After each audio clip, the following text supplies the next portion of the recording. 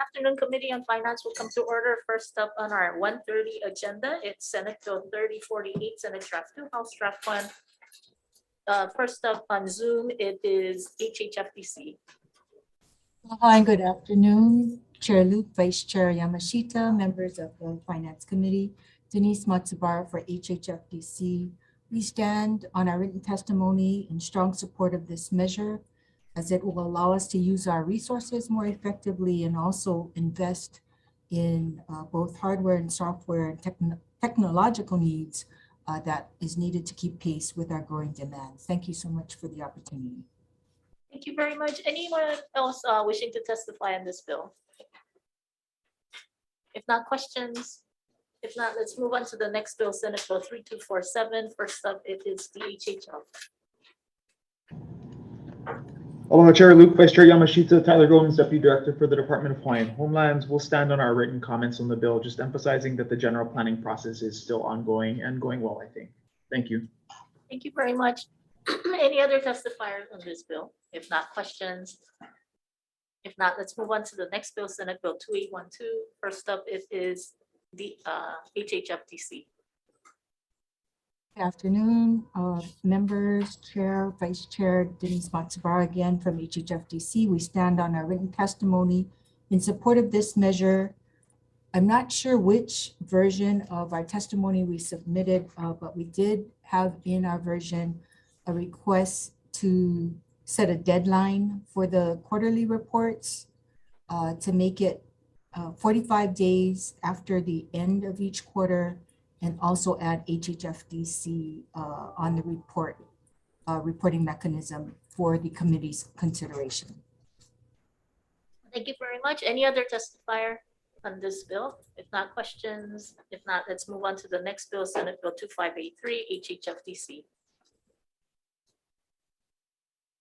HST stands on its written testimony in support of this measure to help us streamline the whole process for delivery of affordable housing. Thank you very much for the opportunity. Thank you. Any other testifier? If not, questions? If not, let's move on to the next bill, Senate Bill 2898, DLNR. Good afternoon, Chair, Vice Chair, Ian Hirokawa with DLNR Land Division. We'll stand on our testimony in support of the measure and be available for any questions. Thank you. Thank you. Next up, it is HCDA. Afternoon, Chair Luke, Vice Chair Yamashita, and members of the committee, Craig Nakamoto. We stand in support of this bill and I'm available for any questions. Thank you. Thank you very much. Next is Office of Planning. Aloha Chair, Vice Chair, Radin Funakoshi from the Office of Planning and Sustainable Development. OPSD stands on its written testimony in strong support. Thank you. Thank you very much. Any other testifier? If not, questions? Representative Kobayashi. I'm not sure who to address this to because the board that is contemplated is not yet formed. Maybe HCDA or DLNR. I'm concerned about having a board that essentially has property taxing powers, both in terms of establishing the areas within the district as well as the assessment amounts. And that this board would essentially be separate from all other taxing powers. And in addition to all other taxing powers. So, Representative Kobayashi, are you speaking about real property taxing powers or just assessment powers? I guess it's assessment, yeah. Yeah, so under this bill, it's true that we have, like HCDA has for Kakako, the ability to assess private landowners some portion of the improvement cost, and we retain that ability here. Typically, we don't assess, we don't assess state landowners or government landowners, but we reserve the right to do some kind of assessment to recover some part of that improvement cost. Okay. And thank you. Any other questions? If not, let's move on to the next bill, Senate Bill 879. First up, it is the HHL. 879. sorry. Aloha Chair, Vice Chair, members of the committee. DHHL will stand on its written testimony in strong support of the bill. Thank you. Any other testifier? If not, questions? If not, let's move on to the next bill, Senate Bill 2922. First up, it is the Farm Bureau. Good afternoon, Chair Luke, Vice Chair Yamashita, members of the committee. Brian Miyamoto here on behalf of the Hawaii Farm Bureau. You have a written testimony in support. We're supporting sections 427, essentially the portion that's dealing with the OPSD study on rural, as we testified in the past.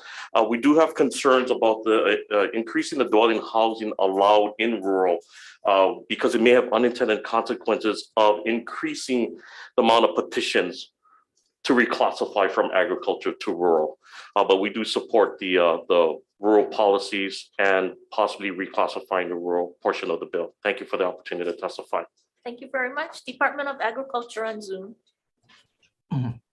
Good afternoon, Chair Luke, members of the committee. The department will stand on its testimony in support of the bill, and similar to Farm Bureau's testimony, we do have some comments. Thank you. Thank you very much. Office of Planning. Aloha Chair, Vice Chair, Rodney Funakoshi from the Office of Planning and Sustainable Development. OPSD stands on its testimony in support, but preferring SB 2766, which also has a rural district study, but does not include the 1/4 acre provision. Thank you. Thank you very much. Any other testifier? If not, questions?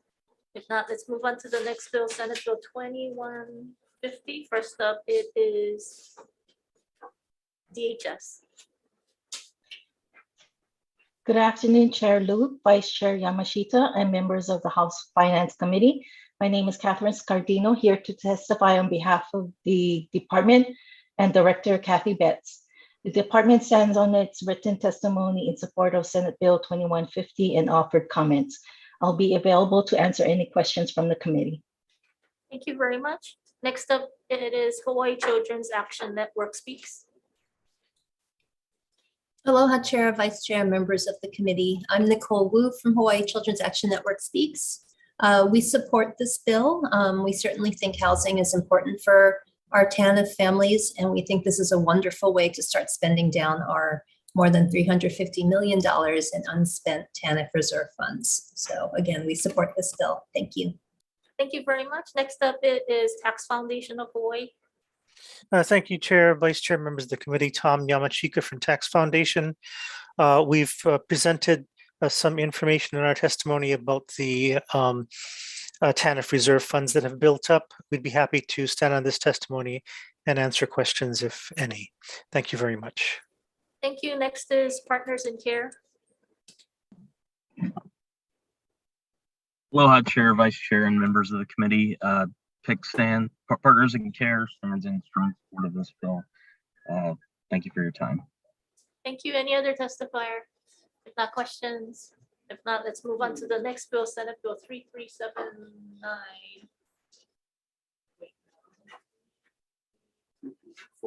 Well, 3324. There's no one signed up to testify. Anyone wishing to testify? If not, let's move on to the next bill, Senate Bill 3229. First up, it is State Energy Office. Aloha. This is Kirsten Baumgart Turner, Hawaii State Energy Office Deputy. The Hawaii State Energy Office, apologies, I'm having trouble with my audio. We can hear you.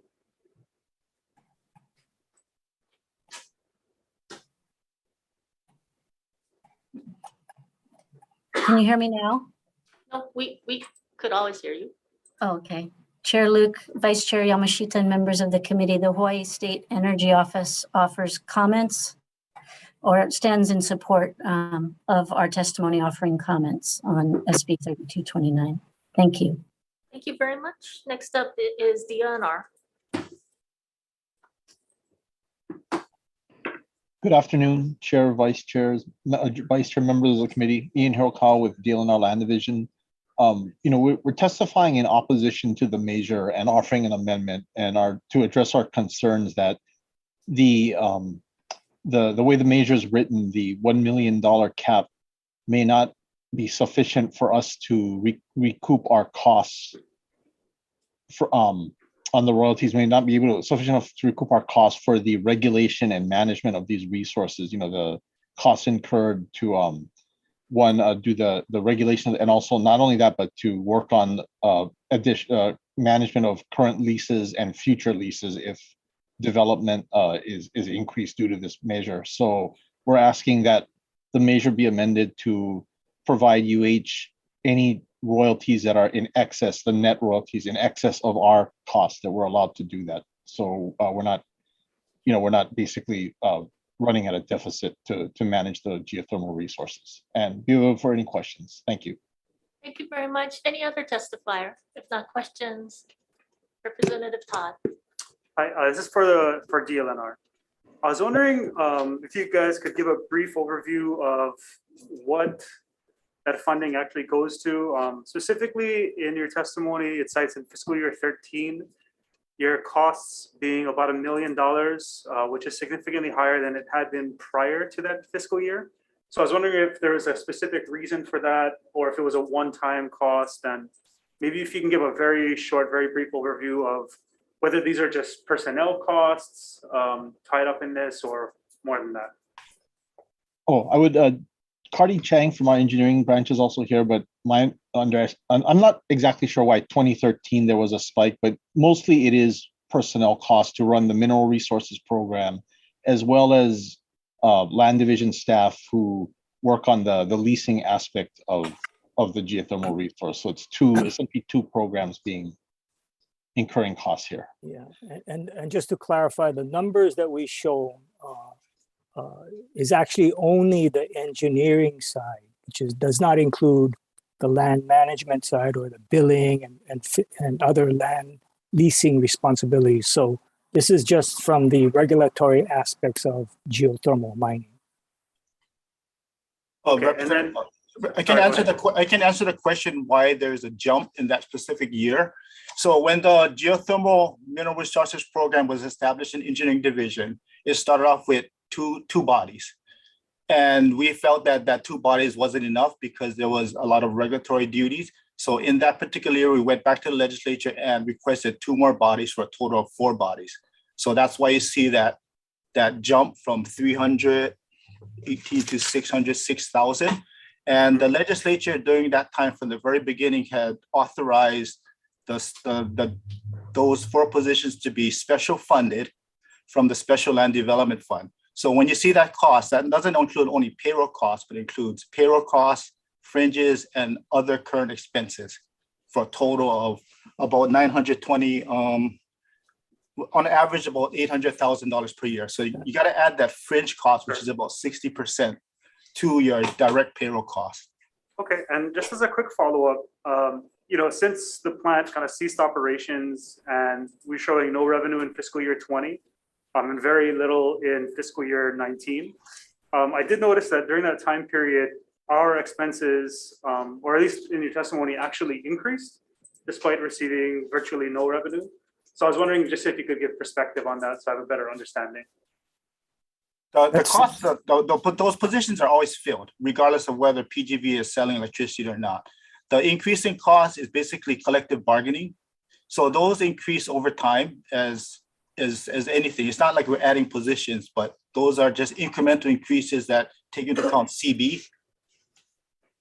If I may add, just a reminder, these numbers do not take into account the staff time from the land division or the accounting office who does the billing and insurance monitoring, etc., on an annual basis. Thank you. Okay, thank you. Thank you, Representative Kobayashi. I don't quite understand. the cost. What are the total costs involved? If you added land division, accounting couldn't be very much of a cost. Yes, and that is, if I may try to explain that, that's why we actually asked for when ceilings are being looked at, we thought we would need to cover the land division staff as well as fiscal staff, and not just currently, but in the future, because every time there is a prospective applicant, myself and my assistant administrator at very high levels at land division have to go back and review the geothermal mining rules and regulations, because they are so unique and different than our normal ordinary land leases. These are mining leases, and really what we're talking about at PGV is a resource which is actually underground.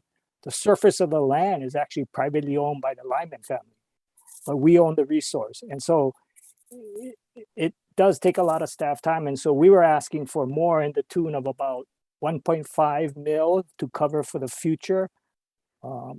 I think right now, if I was to add it up, if just on the practical terms, we'd be running maybe 1.1, 1.2 million easy on actual annual costs incurred. Yeah.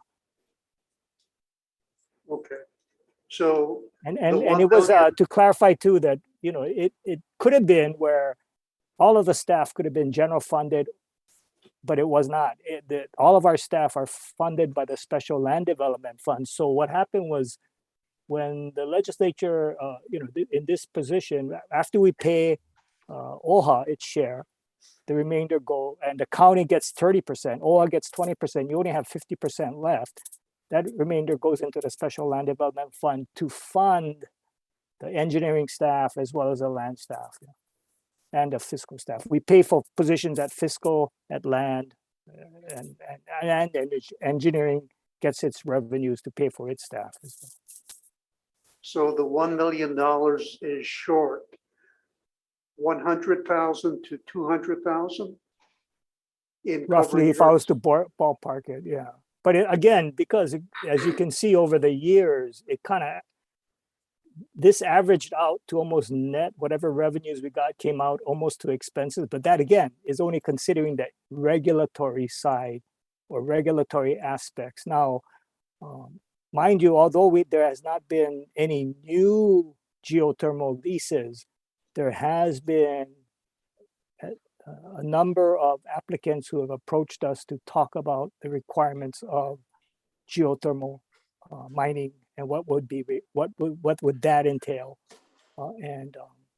However, most of those projects, after their due diligence, for one reason or another, decided to not proceed with the project. Yeah.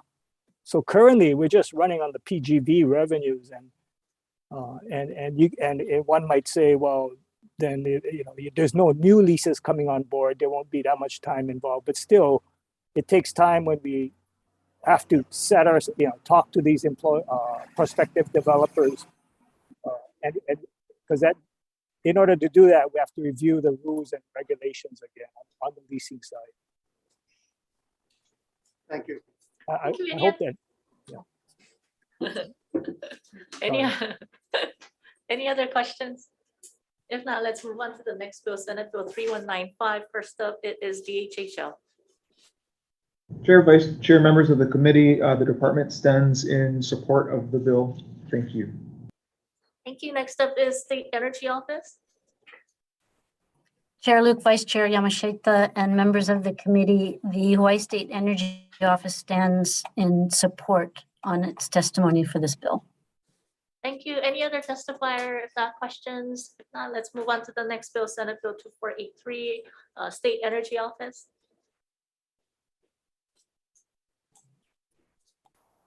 Aloha, Chair, Vice Chair, and members of the committee. The State Energy Office stands in support, offering comments on this bill. Thank you. Next up is the University of Hawaii. Thank you, Chair, Vice Chair, members of the committee. University of Hawaii stands on the written testimony in support and offering comments. Thank you. Thank you. Next is Hawaiian Electric. Good afternoon, Chair, Vice Chair, members of the committee. You have our testimony in opposition. The main thing we wanted to highlight is that the analysis proposed in the bill is something that's ongoing within our long-term planning process that is overseen by the Public Utilities Commission. Hawaii Natural Energy Institute is also engaged in that process and can also offer independent analysis as part of that. Thank you. Thank you. Any other testifier? If not, questions? If not, let's move on to the next bill, Senate Bill 2963. First up, it is DAGS.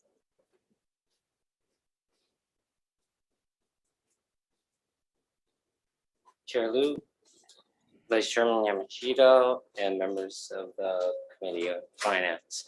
Thank you for the opportunity to testify. I'm Richard Louis, is representing our Comptroller, Kurt Utagoro. DAG stands on our submitted testimony and supports this measure. Thank you. Thank you very much. Next is Ulupono. Good afternoon, Chair Luke, Vice Chair Yamashita, members of the committee, Micah Munikata with the Ulupono Initiative. We'd like to stand on our testimony and support. Thank you. Thank you very much. On Zoom, we have the Hawaii State Energy Office. Aloha, Chair Luke, Chair Yamashita, and members of the committee. The Hawaii State Energy Office supports this bill. This bill will maximize the near-term savings and long-term energy performance of state buildings, and the objectives of energy efficiency, cost control, lowering energy bills, and leading by example outlined in the bill are consistent with our mission in accordance with Section 196.71, Hawaii Revised Statutes. We appreciate your support of this bill. Mahalo. Thank you very much. Next up, it is Department of Transportation.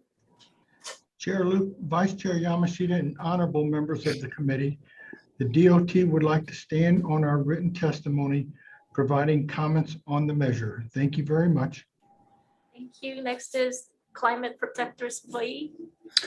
Aloha, Chair, Vice Chair, members of the committee. Ted Boland on behalf of the Climate Protectors Hawaii. I want to thank the committee so much for hearing this bill. This is an important one in terms of the climate, because it provides for energy efficiency at state facilities. And as the prior testifier indicated, setting the example is part of the point of this. If we can grab some of this low-hanging fruit and also use low carbon footprint materials, it will go a long way toward saving taxpayers money, number one, and saving greenhouse gas emissions, number two. So it's a good bill. I urge you to pass it. I'm available for questions. Thank you so much for the opportunity to testify on this bill. Thank you. Any other testifier? If not, questions, Representative Kobayashi. Should we be concerned about the word maximize here? Because as I understand it, there are different levels of LEED certification, silver, gold, and platinum. Did anybody answer his question? I'd be happy to answer the question. Maximize allows us to get to the highest maximum potential given the circumstances and the budget. So I think it's a fair characterization of the effort. So that would be covered in the words where feasible and cost effective. Correct. Okay. No, thank you. Thank you very much. Any other questions?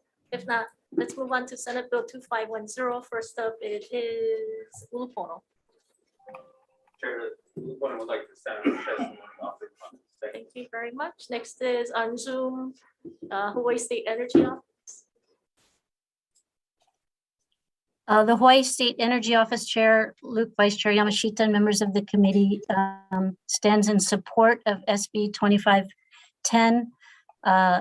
We appreciate the amendments that were made in the SD2 HD1 version, and we stand by for questions. Mahalo. Thank you. Next up is the University of Hawaii. Thank you, Chair, Vice Chair, members of the committee. The University of Hawaii supports the objectives of this bill. But we have concerns regarding some of the language, specifically in section 2A4, that we believe may be overly restrictive and actually impair the ability to maximize our development of renewables and reduction of greenhouse gases. Thank you. Thank you very much. Next is DCCA. Aloha and good afternoon, Chair Luke, Vice Chair Yamashita, members of the committee. Dean Ishino with the Division of Consumer Advocacy. We stand on our written testimony offering comments. I am available for questions if you have any. Thank you for the opportunity to testify. Thank you very much. Next is Hawaiian Electric. Good afternoon, Chair, Vice Chair, members of the committee. You do have our testimony with suggested amendments. We have concerns, but I did want to highlight a few points here very briefly. The intent and purpose of our proposed amendments are specifically related to new firm renewable generation that would be needed to provide flexibility. To be clear, renewable energy is always our first option, and that's how we've been able to achieve an RPS of 50% on Maui, 60% on Big Island, and in large part that's due to geothermal, which is a firm generator. And we plan to procure more renewable energy in the form of wind and solar. However, in regards to renewable firm generation, there are renewable options, firm renewable options, but there may not be a clear, obvious choice right now in terms of cost and availability. And so we are going out to conduct an RFP to assess what those options are and see what the cost of those options are. We certainly believe that in the future, there will also be lower costs for renewable options that are commercially available, like hydrogen. And we'd certainly look to future-proof any investments in firm renewable generation to allow for that. But one thing that we do need to do is modernize our aging generation fleet and improve the reliability of our system with newer and more flexible generating units in favor of older, less flexible, less efficient fossil fuel units. And that would allow us to interconnect even more lower cost wind and solar energy so that we can provide affordable electricity to all customers. And one final point, having new firm renewable generation to have the flexibility to use a variety of fuels would work towards enhancing our grid resilience. For example, if solar or wind plants were damaged during a hurricane, we would be reliant on firm generation, and we need to be able to use any fuel that we could get access to during those times. So we did provide amendments saying to modify some of the language to be renewable capable. And I'll be here to answer any questions. Thank you. Thank you very much. Mr. Bolin, did you want to also testify on this bill? Yes, please. I would like to say that while it is important that we have firm generation, and the last speaker addressed that, it's also very important that the firm generation not be the type that causes a problem with the climate. And for example, wood chips is worse than coal when it comes to climate change. So we want to develop firm generation, we want to develop alternatives, and we want to have the lights stay on, but we also want to make sure that we're not making the climate worse. We want to set an example for the rest of the world by having clean, renewable power. And that involves being careful. Hydrogen that is generated from fossil fuels is not a clean fuel, and wood that removes sequestration value and also emits carbon into the air is not what you would call a clean renewable fuel. So I would keep an eye on both of those things. Thank you so much for the opportunity to answer this. Thank you very much. Any other testifiers? If not, questions? If not, let's move on to the next bill, Senate Bill 2511. First up, Department of Taxation. Thank you, Chair, Vice Chair, committee members, Isaac Choi, Department of Taxation. We respectfully oppose this particular measure, if I could explain why. This particular credit, you guys give the credit out and say, we're giving this credit per system, and leave the department the job to define what system is. As you know, the technology for solar has moved on from the early adopters, And we're having a lot of problems right now defining what a new system is, what a repair of the system is. So we do suggest, and this is just a suggestion, that we just go on cost, which is easily definable. But if you do move this measure forward, I do plan on convening a task force to define all the terms, like what a system is. Kurt Kawafuchi back in 2009 did that. He got industry, he got government and practitioners together to make the definitions. Those definitions today are old. So we're getting nothing but different arguments at the department. So the bill in its current form is going to be very, very hard to administer. Thank you, Chair. Thank you very much. Next up it is BNF. You want to testify? No? Okay.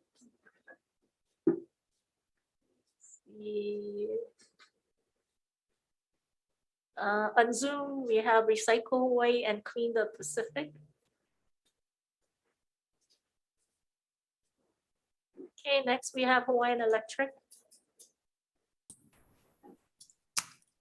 Good afternoon, Chair, Vice Chair, and members of the committee. Hawaiian Electric is testifying in support of SB 2511. Firm generation is very important to the electric grid, and renewable firm generation will be needed to replace our existing fossil fuel units, as Mark just testified, and ensure that the electric grid remains reliable.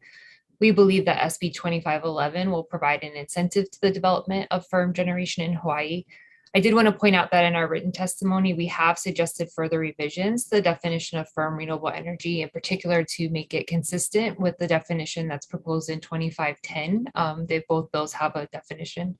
And we propose to change contract capacity to rated capacity and remove references to power purchase agreements in order to allow the definition to also apply to firm renewable generation that may be built by the utility or is otherwise not subject to a power purchase agreement. Thank you for the opportunity to testify. I'm available to answer any questions that you may have. Thank you. Tax Foundation. Thank you, Chair, Vice Chair, members of the committee. Tom Yamachika from Tax Foundation. We have comments on this bill. First being that firm renewable energy as defined in the bill is kind of a vague term. And as you know, people like Mr. Boland pointed out, there may be different flavors of firm renewable that are good versus not good, such as garbage to energy technology or burning biomass because of the resultant carbon dioxide emission. So we would recommend that at a minimum, the bill be tightened up to specify the technologies that are being incented by this. Second, we think it's preferable to use direct appropriations or subsidies rather than tax credits in general, because then we know what we're paying for and we know the price. With an open-ended description of the creditable activity, you may wind up looking at a cash drain that is many times what you planned.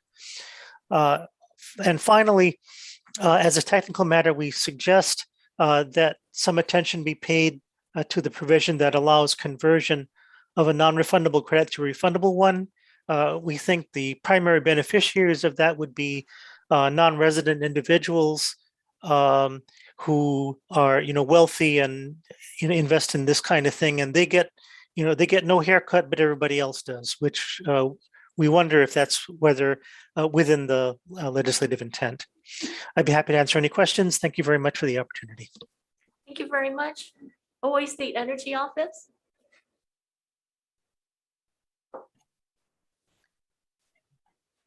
Aloha, this is Kirsten Baumgart-Turner with the Hawaii State Energy Office.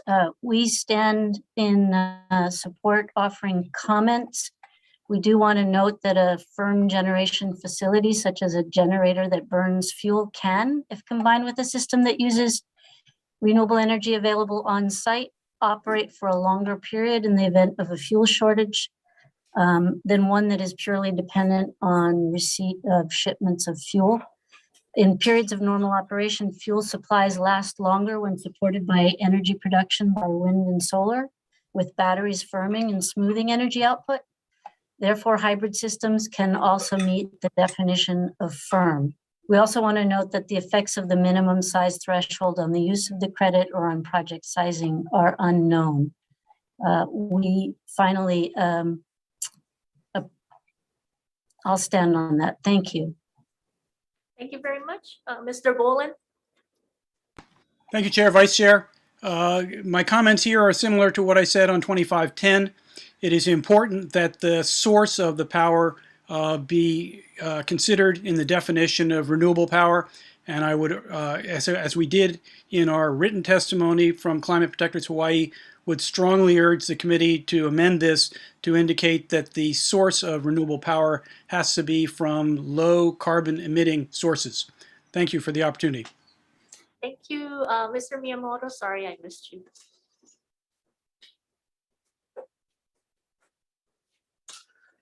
Thank you, Chair, Vice Chair, members of the committee. Brian Miyamoto here on behalf of the Hawaii Farm Bureau. We'll stand on our written testimony in support. Thank you, Chair. Thank you very much. Any other testifier, either in person or on Zoom?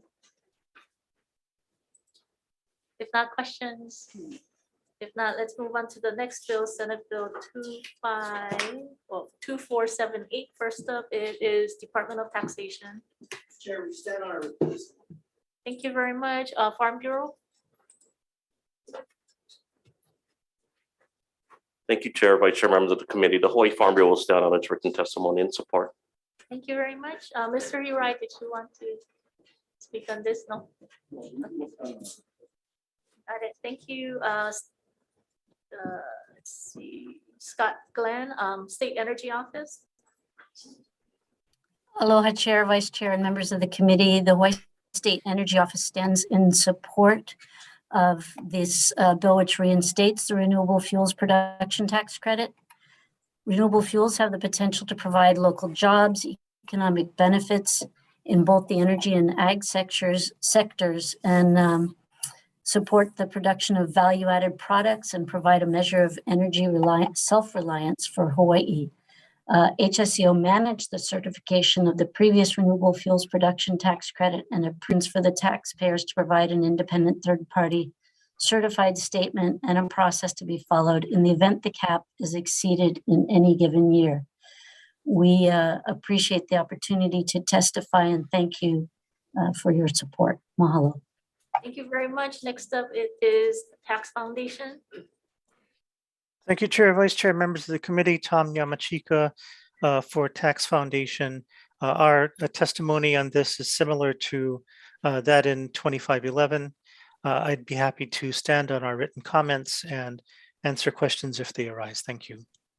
Thank you very much. Hawaii Gas. Okay, Mr. Boland. Thank you, Chair. One more time, the Climate Protectors Hawaii are in strong support of renewable tax credits. We think it's good that the state provide incentives to develop these things that are in the public interest. We just have one reservation, which is, that, as I said before, that these not be things that make the climate crisis worse by increasing the greenhouse gas emissions, and therefore we think it's very important that the bill be amended to make that clear. It's in the definition of biomass and hydrogen. So thank you for the opportunity to testify. Available for questions. Thank you very much. Any other testifier, either in person or on Zoom? If not, let's move on to the next bill, Senate Bill 2070. First up, it is Hawaiian Legacy Reforestation Initiative. Okay, that's all the testifier. Anyone else wishing to testify either in person? Go ahead.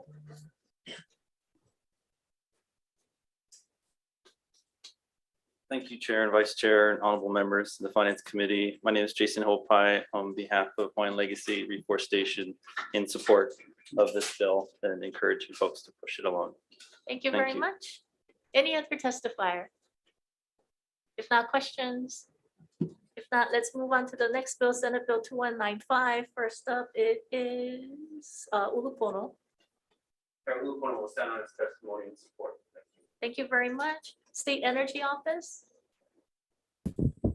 Aloha, Chair, Vice Chair, and members of the committee. Maria Tomei with the Hawaii State Energy Office will stand on our testimony in support. Thank you. Thank you. Next up is CAI. Good afternoon, Chair, Vice Chair, and committee members. Phil Nerney on behalf of CAI. CAI opposes this bill in its current form for reasons stated in written testimony. Thank you. Thank you very much. Next up is Mr. Bolin. Thank you, Chair, Vice Chair, committee members. This bill is important because the electric vehicle transformation is necessary for Hawaii to meet its greenhouse gas goals. And the multifamily sector is a hard one to reach. So we need to do some extra efforts to try to bring the electric vehicle opportunities to those people who live in apartments and other multi-unit dwellings. Single-family homes shouldn't be the only ones to benefit from the savings that you get from electric vehicles. Available for questions. Thank you for the opportunity to testify. Thank you very much. Next up is Tesla. Good afternoon, Chair, Vice Chair, members of the committee. My name is Sandy Wong. I'm testifying on behalf of Tesla. We have provided written testimony and strong support. We are offering two friendly amendments. One, we're asking that instead of level 1, it be increased to a level 2, simply because to charge with level 1, that's like the Stone Age. It would take 30 hours, while with level 2, you can do it overnight, which I think most homeowners would like to do. Also, the cost between level 1 and level 2, when I ask my Tesla people, is there's no difference, or if there is a difference, it's nominal. The second amendment that we're just putting on the table, we have heard the opposition to this bill. Currently, if you read the bill, it seems to imply that it's 100% mandate. We are open to lowering the percentage, and we're offering 20% as a discussion point. I'm available for any questions. Thank you. Thank you very much. Next up is Alliance for Automotive Innovation. Good afternoon, Chair, Vice Chair, members of the committee. Tiffany Yajima on behalf of the Alliance for Automotive Innovation. We stand on our written testimony in support of this measure, and just also want to highlight that level 2 chargers provide an overall better driving experience and charging experience for drivers of electric vehicles. Thank you. Okay, thank you. Is BIA present? If not, any other testifier, either in person or on Zoom? If not, questions, Representative Tam, followed by Representative Caruso. I have a question for the State Energy Office. So do you foresee any unintended consequences when it comes to affordable housing and the impact it may have on maintenance fees for the residents there if we were to pass this measure? And let's say a 200 unit affordable housing or reserved housing goes up, and many of those people are living on fixed income and they can't really afford the maintenance fee, so they choose not to buy into it. So I guess the short answer is there can be unintended consequences from anything, including not having electric vehicle ready spaces available, because it is much more cost effective to put them in before rather than after. So if electric vehicles are cheaper to own and operate, assuming that they do have, the vehicles for the parking spaces that are available, if you make it more difficult for them, especially since they don't own those parking spaces, they may not be able to choose the electric vehicle option unless you do something in advance to ensure that that happens. And so the most cost-effective way to do that is to incorporate it somehow, so that a lot of it depends on your assumptions about what energy prices are going to do, what technology is going to do. It does look like the electric vehicle pathway is becoming much more viable for for the whole driving public. And so to make sure that the folks who are on fixed incomes can also participate in that is something that should be considered. Thanks. But let's say if someone were to drive, let's say 90% of the building drive gas powered vehicles, is it fair for them to subsidize for everyone that is driving an electric vehicle? I not sure how you would like me to quantify that. There are so many assumptions in these questions. It really does depend on your assumptions about what is preferable and what is better for the overall energy. You know, not only the energy future, but also the economic and equity part of Hawaii. Okay, thank you. Thank you, Representative Caruso. I actually also have a question. Well, I think actually this is better directed to Mr. Nerney. So my reading of the bill kind of suggests a problem around a conflation of AOAOs and HOAs. So AOAOs, in my understanding, is it's about an association that governs condominiums. And then HOAs they govern single family residences. So is it a mistake for us to also include the HOAs because they don't need to involve the association to have those kinds of facilities at their residences, whereas AOAOs would? What do you think? I understand the question. It is certainly true that generally speaking, planned community associations, the Chapter 421J entities, may be configured as single family residences, but it is also true that large entities of that sort, like Mililani, for example, or Princeville on Kauai, may have a mix of condominiums and single family dwellings within a master association. CAI's concerns are practical, and in terms of the triggers for action, I don't want to go beyond your question, but I would be happy to articulate what our concerns are if requested. And I did read your testimony, so I see your concerns stated there, but I was just looking for additional clarification on that particular issue. Thank you. Thank you, Chair. Thank you. Any other questions, Representative Kobayashi? For State Energy Office, is it intended that all parking stalls be ready to be, all parking stalls will have electric vehicle charger ready?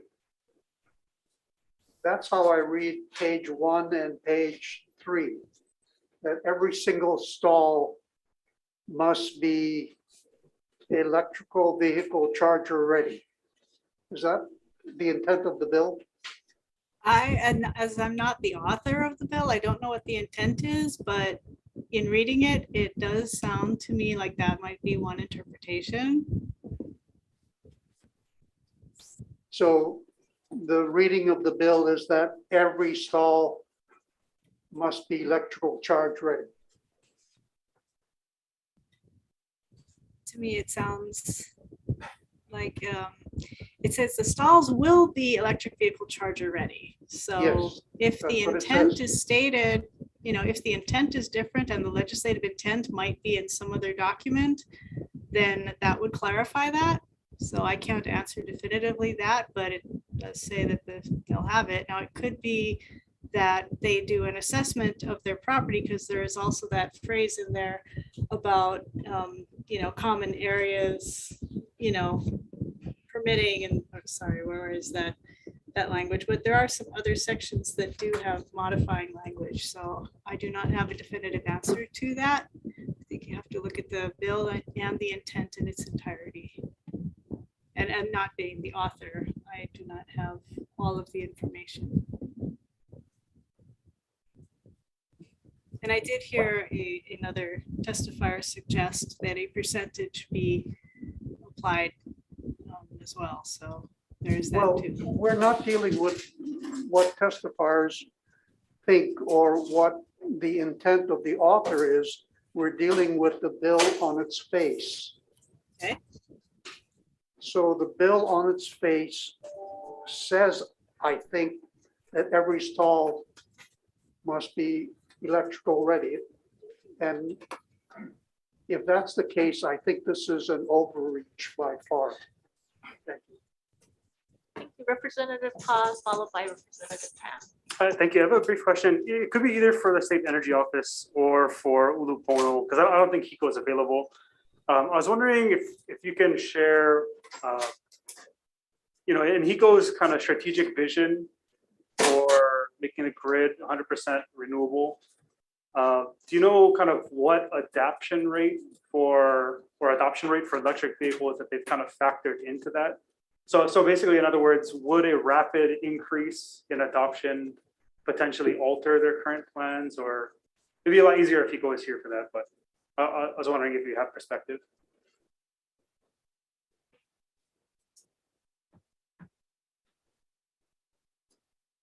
No? Okay. Micah doesn't want to take a stab at that. Okay, Representative Tam. I want to go off of Rep. Kobayashi's question about every single stall. And I really want us to clarify whether or not it is every single stall, or maybe a building putting in 2 stalls that are available in the common area. Is there anyone on Zoom or here that can answer that question for us? Can I comment about just the linguistics and the language of at least the description of the bill? Oh, wait, let me see if anybody can answer Representative Tam's question, and then we can go to you, Representative Walberger. Okay, can anybody answer Representative Tam's question? Chair, I'm not a bill author and don't have authority on this, but my impression is that because we are talking about new multifamily building permits, that when you are building the building, you have to make all the stalls EV ready, charger ready. And that's appropriate because we're talking about buildings that are going to be used for decades. And within decades, we're going to need all of our stalls, not just some, but all of our stalls should be EV ready. That's my impression of why this is appropriate. Thank you. Okay, so I have a follow-up question. So is it enough for a building or a developer to just put like a small regular electrical outlet by the stall and call it EV ready? I don't know the answer to that. If you were following up with me, I don't know the answer to that part of it. Okay, then no further questions. Okay, Representative Walberger. Thank you, Chair. I just was looking at the language and just the description of the bill and wondering if the word "those" and unless those stalls refers back to the number 10 that is specifically stated there. I guess we would have to ask Senator Misalucia if she thinks that each building should have at least 10. But I agree with Ulupono that if we're going to electrify our transportation system, then ideally everybody will convert from ICE vehicle to EV vehicle. And to respond to Representative Tam's inquiry about charging, it is possible to charge your car on a 110 outlet. It does take more time. Thank you, Chair. Any other questions? Oh, Vice Chair. Okay. And anybody can answer this, but because we're talking about what ifs and trying to predict the future of what we're going to need, some of the conferences that I've been to is that when we get into autonomous vehicles, people won't own cars, and right, the autonomous vehicle will come pick you up. So why do we have charging stations, for decades, and maybe people won't have cars? May I comment, Chair? Okay, it's like free for all. Yeah.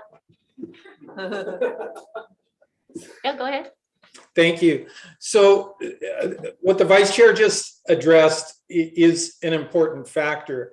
Our comments are more specifically related to the distinction between the new projects that are not yet built and the language that's used about existing associations or corporations in the situation of planned a cooperative housing corporation. There's no clear trigger on whether if an association seeks to do maintenance and repair, that constitutes a new construction or makes some alteration. We need to know what level of work triggers this obligation. And we would point out that there was a working group appointed by the legislature that created a report that pointed out the lack of feasibility for a number of existing projects. So if the newly constructed language relates to newly constructed parking stalls, meaning an alteration that results in additional parking, then that would be a change that's actionable and uncontroversial. If associations and cooperative housing corporations don't know what the trigger is, that's problematic. And as I pointed out, there was a report by a working group that pointed out that some associations simply lack the infrastructure and other capacity to do this. We also commented that the authority for determining whether there's adequate infrastructure should be the board.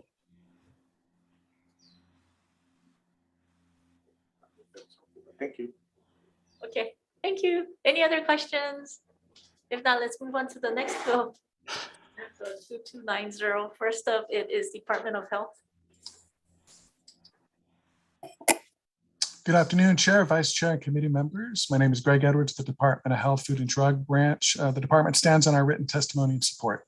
Be available for any questions. Thank you. Next up is Beach Environmental Awareness Campaign Hawaii. Aloha, Chair Luke, Vice Chair Yamashita, and committee members. My name is Suzanne Fraser. I'm speaking in very strong support of SB 2290 SD1 HD1 on behalf of Beach Environmental Awareness Campaign Hawaii, or BEACH. This bill will ban plastic microbeads in leave-on products. The Federal Microbead Waters Act of 2015 banned only microbeads in rinse-off products. I want to make that distinction very clear, because in opposition testimony, they're mentioning that this bill isn't clear what it applies to, but it's actually a very simple and clear bill regarding banning plastic microbeads in leave-on products. Plastic microbeads are completely unnecessary. They're added to products. Well, they weren't even added to products until the mid-1990s.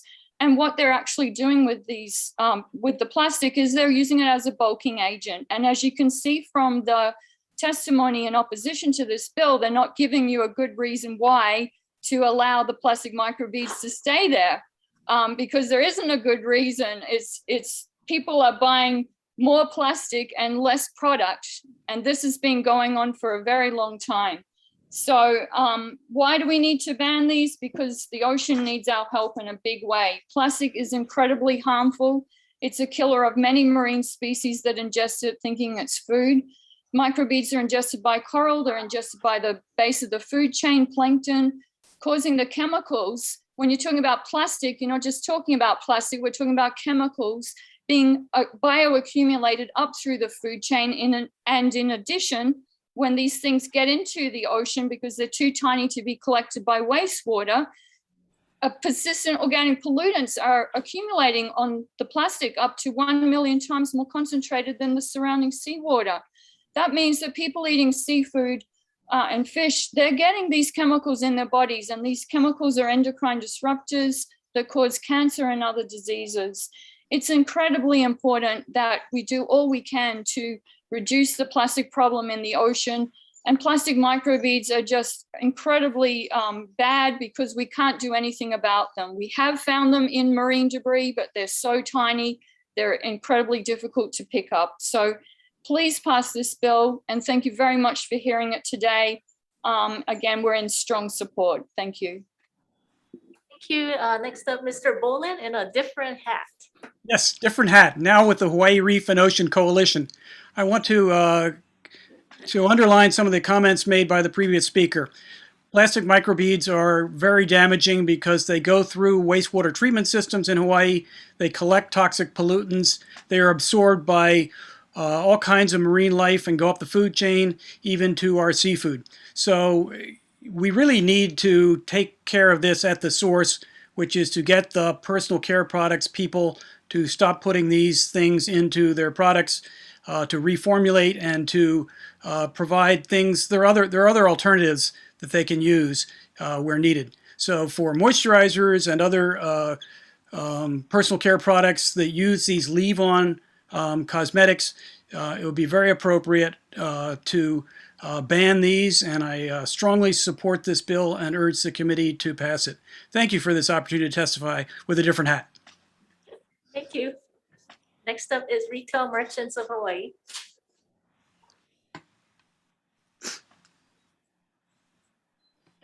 Okay, if not, Hawaii Food Industry Association. Okay, any other testifier? If not, questions? If not, let's move on to the next bill, Senate Bill 2474. First up, it is DCCA.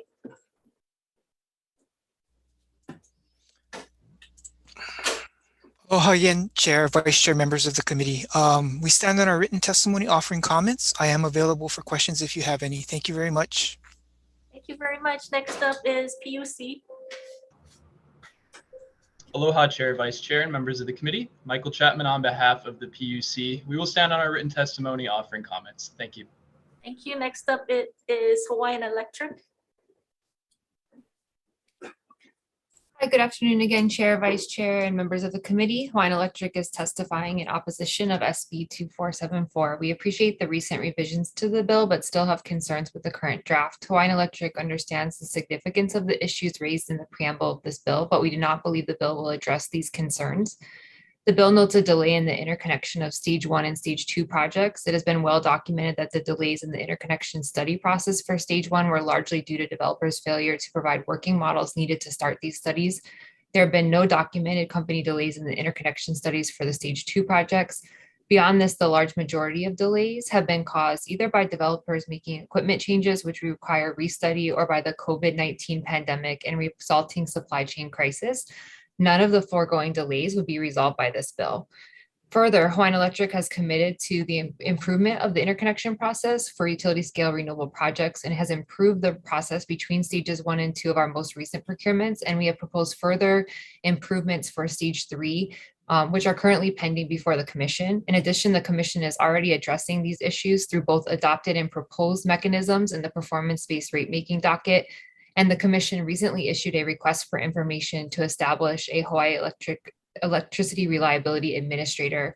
Further, the bill does not properly describe the interconnection process or who is responsible for what steps. For example, the design, procurement, and construction of the interconnection is usually by the developer and not the utility as suggested in the bill, and completed after submittal of a request for an approval of an overhead line. The bill also requires forfeiture of any performance-based incentive mechanism without taking into account the reason for failure to meet any established requirements, such as force majeure or developer failure. Performance-based incentive mechanisms are set in dockets, and any impact to such incentives based on performance should be built into the mechanism itself. Finally, the interconnection process is specific to each project and must be flexible to adjust for changes due to permitting requirements, financing restrictions, community feedback, and other factors that could impact the fundamental design of the interconnection. Thank you for the opportunity to testify, and I'm available for any questions. Thank you very much. Any other testifier? Not questions? If not, let's move on to Senate Bill 2837. First up, it's Department of Taxation. We stand our written testimony comments. Thank you very much. DLR.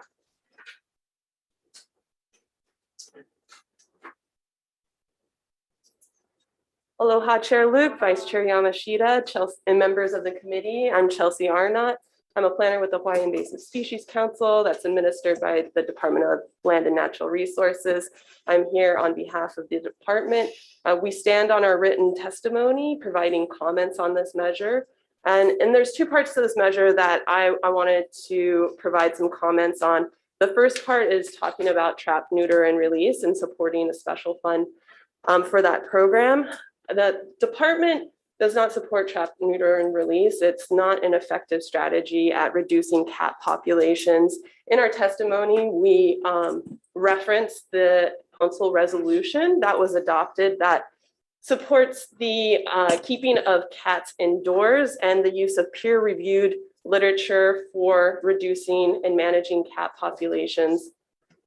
The second part of this measure is a point count survey of cats that the Department of Land and Natural Resources would conduct. We'll stand on our comments in the testimony. This is a complex endeavor to take on, and the timeline to do this is ambitious. So we'll just stand on our comments for that. Thank you. Thank you very much. Hawaiian Humane Society. Good afternoon, Chair Luke, Vice Chair Yamashita, and all the members of the committee. Stephanie Kendrick for the Hawaiian Humane Society. I'm not used to being in a hearing where the animal bill didn't create the most conversation, so we'll see where we go from here. Hawaiian Humane has submitted our written testimony in support of this measure. I wanted to spend a little bit of time talking about part 2, which was added to the measure at its last committee. We were working toward something that I think both conservation and animal welfare support, which is getting good data on our free roaming cat population. Right now, we really just don't know what that looks like. Hawaiian Humane has recently, we're in the middle of the first scientific cat count to take place in the state. Those cats are being counted on Oahu, which is our base. And I absolutely agree with Ms. Arnott's comments that the timeline in this bill for part 2 is unrealistic for the department to accomplish. So our amendments suggest, rather than having to count the cats in 1 year, DLNR come back to the legislature with a plan for that, working with ourselves, working with Maui Humane, which is also engaged in a cat count presently, to come up with procedures and techniques for doing that. We'd really love to see this be a cooperative effort between conservation and animal welfare, and our suggested amendments reflect that. Ms. Arnott and I do disagree about the effectiveness of TNR, and one of the reasons that animal welfare is so supportive of getting data is because we'd like to show that these efforts are working and that they are reducing the number of cats on the landscape. So I think we can agree on the need for the science, and we'll see where we go once the science starts being collected. But I would really appreciate the committee's support for this measure with our amendments. Thank you very much. Thank you very much. Next up on Zoom, Department of Agriculture.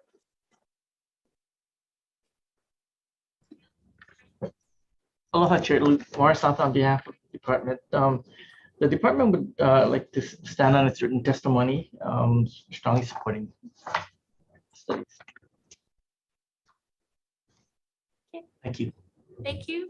Next up, it's American Bird Conservancy. Thank you, Chair, Vice Chair, members of the committee. Grant Sizemore speaking on behalf of American Bird Conservancy.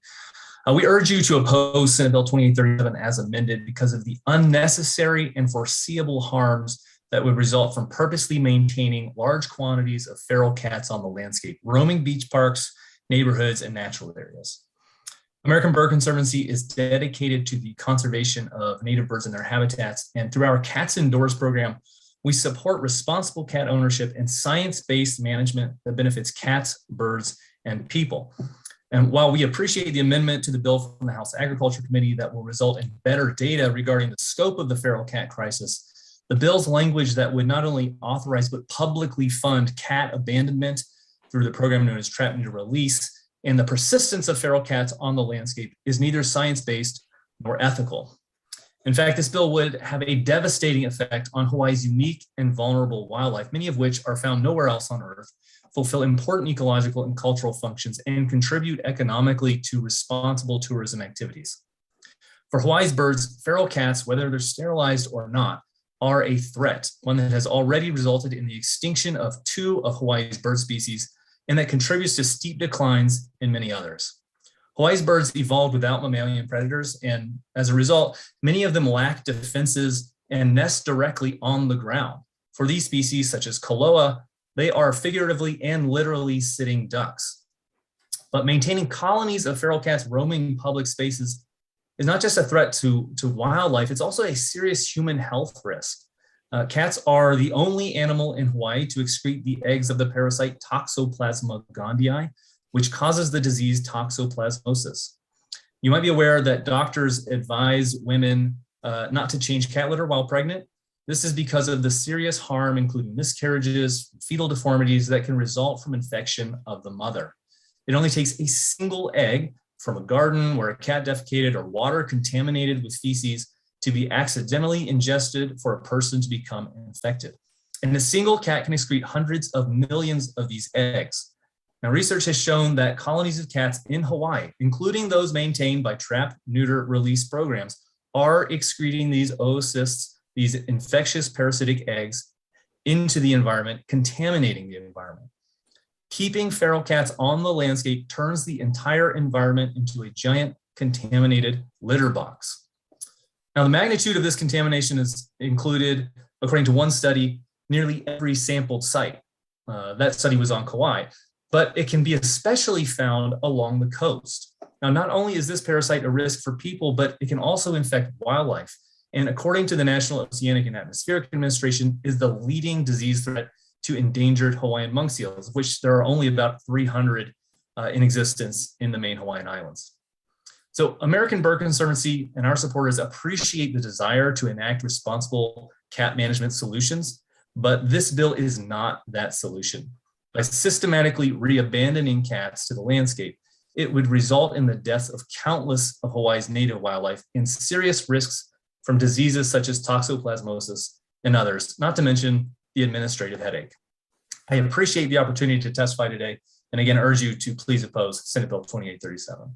Mahalo. Thank you. Next up is Tax Foundation. Thank you, Chair, Vice Chair, and members of the committee. Tom Yamachika from Tax Foundation.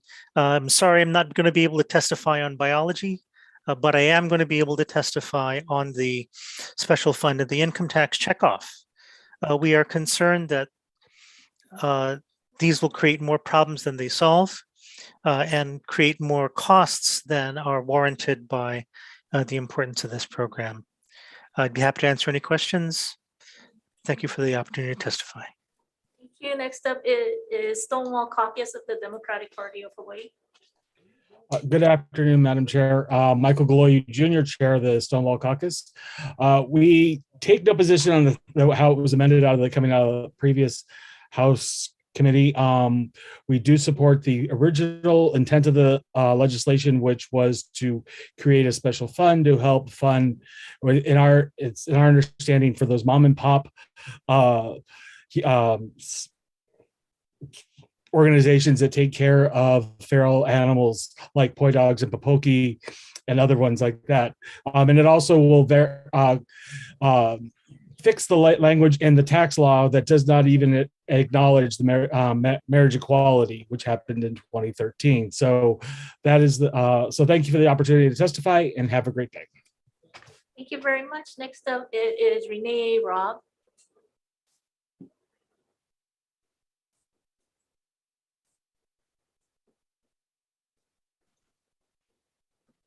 Hello, Madam Chairman and members. Thank you for the opportunity to testify today. What I'd like to do primarily is to reiterate my support for this bill as it was originally passed in the Senate with the marriage equality amendment on it. Senator Rhodes has done a marvelous thing here in trying to assist our ability to reduce the number of unwanted companion animals by practicing a spay and neuter program.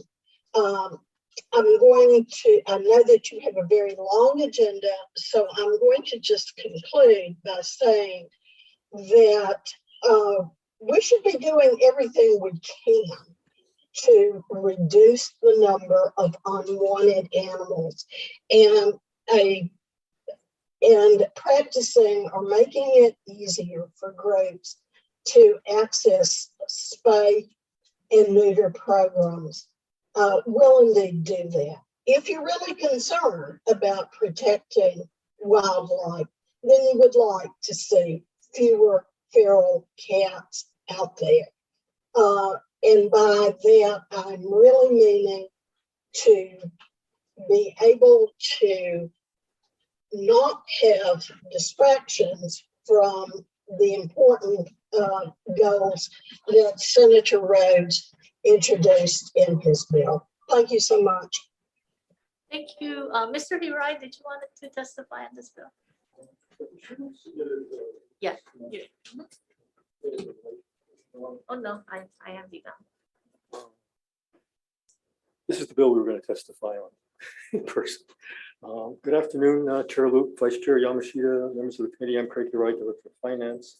Department of Budget and Finance opposes this bill principally, well, for two reasons. One is we don't think we're the appropriate agency to administer it. And the other is it doesn't seem to be a particularly efficient way to get money to the people who need it. Thank you. Thank you. Any other testifier? Go ahead. Hawaii Reef and Ocean Coalition, if I may. Ted Boland. Okay, The concern about toxoplasmosis, Mr. Sizemore reference, is a big concern for the Hawaii Reef and Ocean Coalition. Surprisingly, this cat feces on the land ends up in the water and can kill monk seals, and other marine species. So Hawaii Reef and Ocean Coalition is very concerned with seeing a reduction in the population of feral cats. The help that this bill would provide for spaying and neutering would be very useful in that regard. I don't think that the alternative, which is to eradicate cats, is politically realistic. This is a balanced approach that is humane and would reduce the population without resorting to more severe measures while protecting our marine life and seabirds. Thank you for the opportunity to testify on this rather long agenda. Thank you very much. Ms. Zhang, go ahead.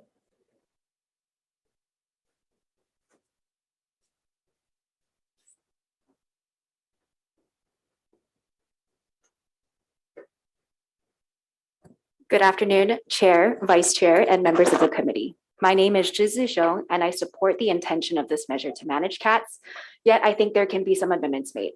I would defer to the Humane Society. They are a prominent establishment and they are animal experts. I'm testifying on behalf of my animal rescue, ROAR, Rescue of Animal Rights. ROAR is an emerging rescue providing animal rescue services. We help our neighborhood manage the cat crisis, which contributes to the overall management efforts of the Oahu cat crisis. We rescue, adopt, and we participate in the trap and neuter programs.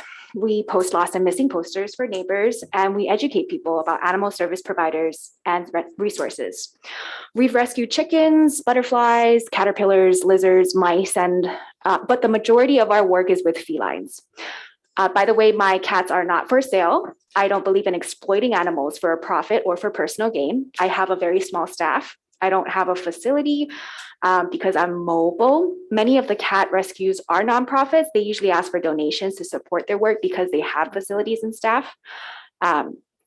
So spay and neuter is the most effective, humane, long-term management strategy for the cat crisis. Eradicating cats is not necessary and it is not humane. In the beginning of this legislative season, there was a measure, HB 1987, that sought to manage cats. Its intention was to manage the cat crisis, yet it spoke unfavorably about cats. The measure quotes a 2013 UH survey that said the most preferred technique for managing feral cats was the live capture and lethal injection technique. Approximately 1,000 people testified to oppose the measure. It is evident by the 1,000 testimonies from the cat community that oppose the measure that strategy is not preferred by a lot of people. Although the measure does not explicitly mention eradicating cats, the testifiers were under the impression the legislature wanted to inject cats with poison. In an act of diplomacy and as an effort to mediate the tension that was caused by assumptions and speculations made by both parties, ROAR posted flyers to ask the cat community to speak kindly yet firmly to the representatives and senators. The flyers also simplifies the language of the legislation so that the public can process what is being said. The first assumption was that cats have no intrinsic value. The second assumption was that the cats were going to get poisoned. These are all speculative, and it can be concluded indisputably there needs to be cooperation from both sides in order to advance a mutual goal. Both the legislature and the cat community seeks to manage cats. I'd like to bring to the legislature's attention the thriving cat community that already exists, which helps to govern, regulate, and manage the Oahu feral cat crisis. The many feral cat colony caregivers and managers contribute positively to the lives of feral cats and cat colonies. The purpose is not to raise cats as pets on public land, but to safely and humanely manage the existing cat crisis. Many of these feral colony caregivers and managers pay out of pocket for the cat's meals, medical expenses, and supplies.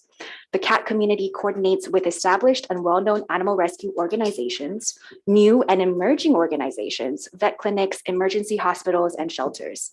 They coordinate with these organizations and hospitals that are from the different cities in Oahu, the neighboring islands, and also from the mainland. Many cats are flown to the mainland to help relieve the cat crisis here.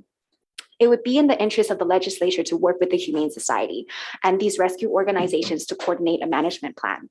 Many of the people from the cat community work with the Humane Society.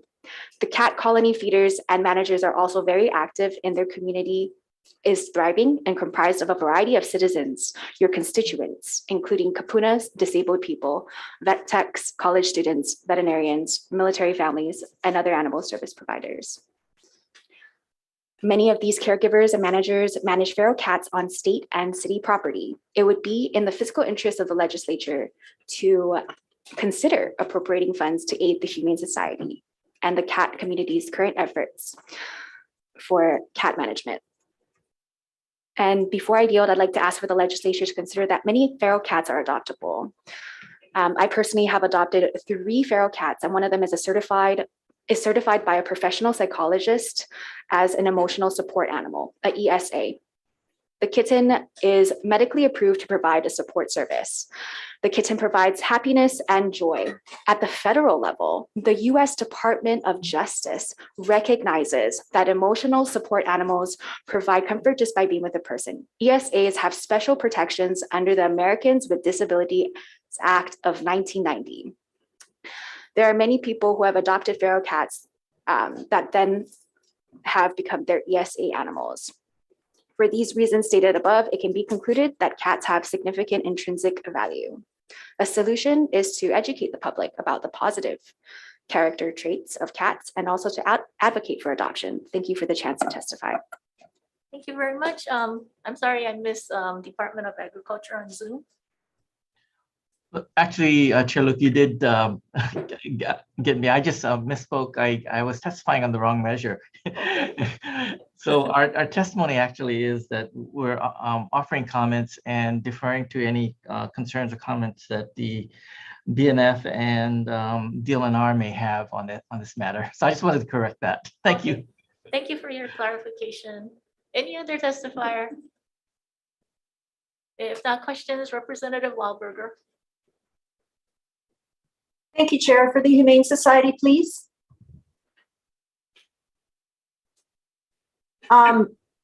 Thanks for participating and commenting on this bill. I have some questions about your financing and how many cats you adopt and how much money you save by supporting trap, neuter, release instead of trap, neuter, shelter. That is a pretty complicated question. I can get you an attempt at an answer for that, but I do not have it with me today. Certainly, spay-neuter is more cost-effective than bringing cats into the shelter, and it's also, it doesn't raise the same kind of risks that the shelter environment can for animals, which is, causing them stress and exposing them to illness and the like. But we don't really make the decision about how we're going to handle our cat population based on those sort of financial calculations. So I'm not sure we have that specifically. Our policy is more around what's going to be the best outcome for the animal. And that tends to relate to their sociability. So if an animal can be adopted into a home, we will adopt them into homes. We actually agree with DLNR that being inside is the best place for a cat, and that's what we would like to see happen. So cats that can find homes, we're there to help them do that. The reason that Hawaiian Humane so strongly supports trap, neuter, return, and manage is because there are cats for whom that is not a solution because they can't be socialized to life with human beings. And for those cats, it makes more sense to make sure that they can't continue to breed and won't continue to contribute to the population. So that's been our strategy there. It's really not about which is more cost effective for us. Our donors and the city and county of Honolulu have been very supportive of our efforts. It's really about what's the best outcome for the animal and the community. Okay, can you tell me how many cats you have at your facility now? Today, no, but it's usually in the low hundreds between our facility and foster care. We have a lot of cats out in foster care at any given time. We're getting ready to come back to us and find new homes. Okay, I think the model that Lanai demonstrates is better than the behavior of supporting anything that has the word colony in it, which is intrinsically an activity that predates on a people or an environment. I'd like to know from the Humane Society's perspective, what I should say to my constituent who's calling me to complain that his neighbor's 40 cats that are not being responsibly maintained, as far as the owner being responsible for their behavior or the manager being responsible for their behavior. What am I supposed to say to him? Well, if your constituent was on Oahu, which I'm assuming they are not, you could have them call our dispatch line and we would work with them and work with their neighbor to make sure that there aren't any animal welfare issues going on. We would also offer to help spay and neuter those animals so that they don't continue to reproduce. There are also on our website, hawaiianhumane.org, which of course is applicable across the state. You could send them there. There are a list of humane deterrents that people can use to keep cats off of their property if they're causing nuisance issues for them. Typically, spaying and neutering free roaming cats reduces a lot of those nuisance issues, which is another reason why we so strongly support it. Well, if this woman's 40 cats are all spayed and neutered, I don't know how we're supposed to assure this gentleman that these cats are not going to continue to enter his property. My point being that you can't be responsible for the cat's behavior. And I think that domestic pets in general should be held to the same standard. We wouldn't allow feral dogs roaming about our INA. Thank you, Chair. Thank you. Any other questions, Representative Holt? For the Humane Society, I just would like to know if you guys could address the toxoplasmosis concerns. Obviously we've had a lot of monk seal deaths and, there's some of them been attributed to the toxoplasmosis. So by releasing them back into the wild, I don't think we are addressing this issue at all. So I think we should have the conversation at some point.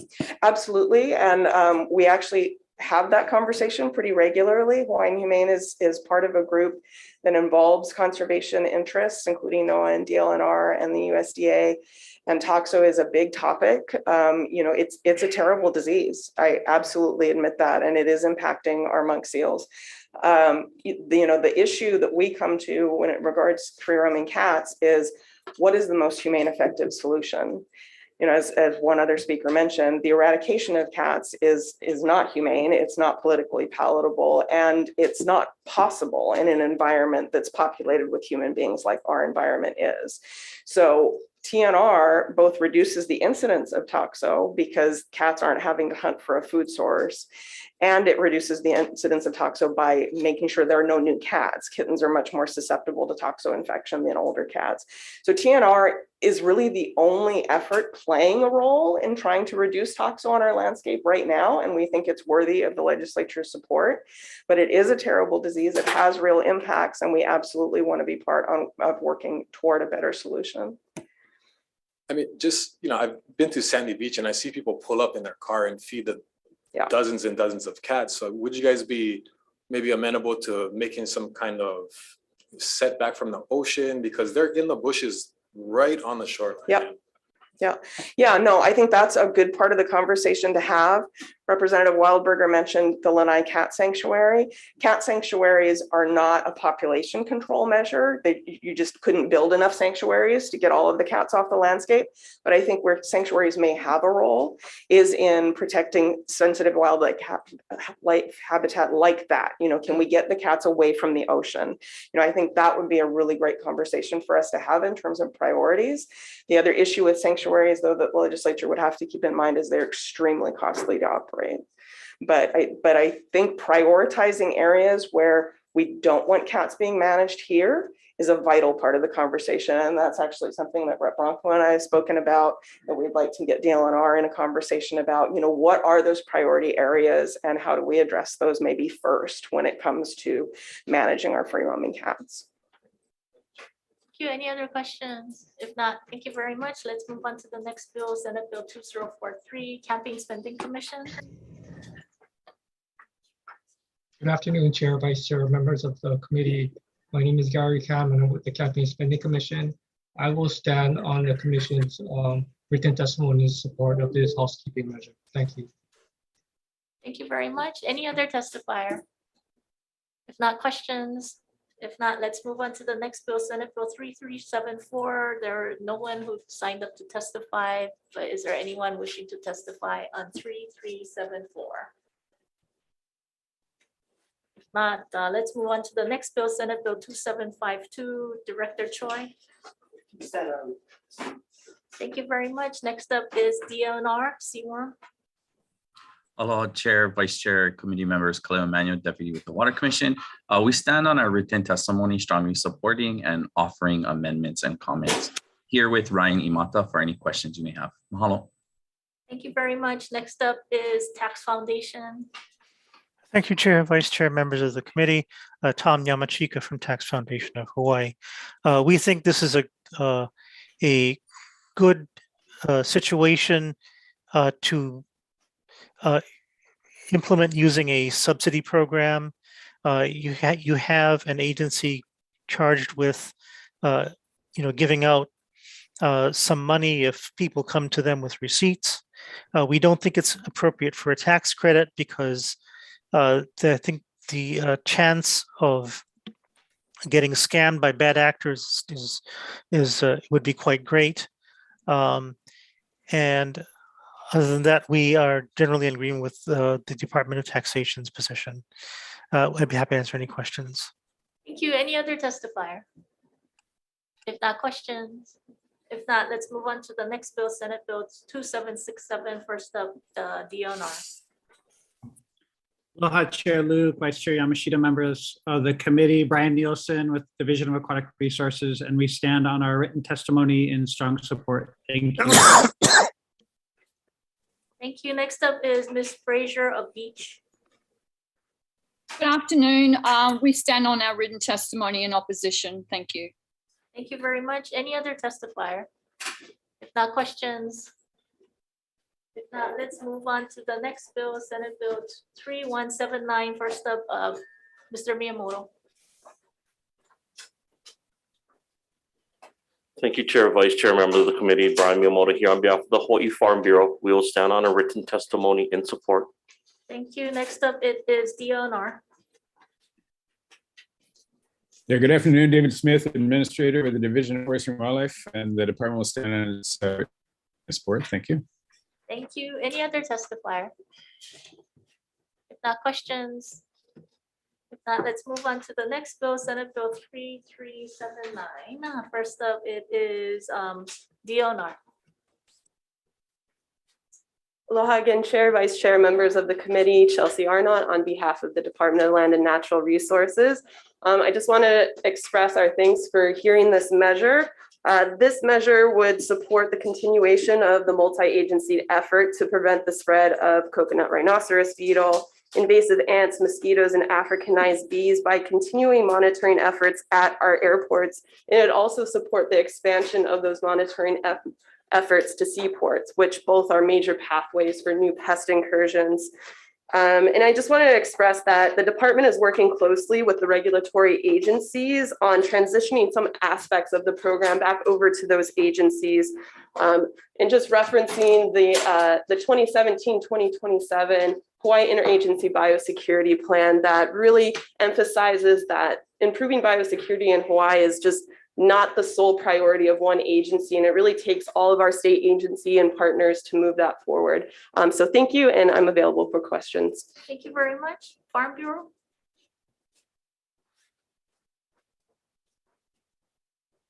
Thank you, Chair, Vice Chair, members of the committee. Brian Miyamoto here on behalf of the Hawaii Farm Bureau.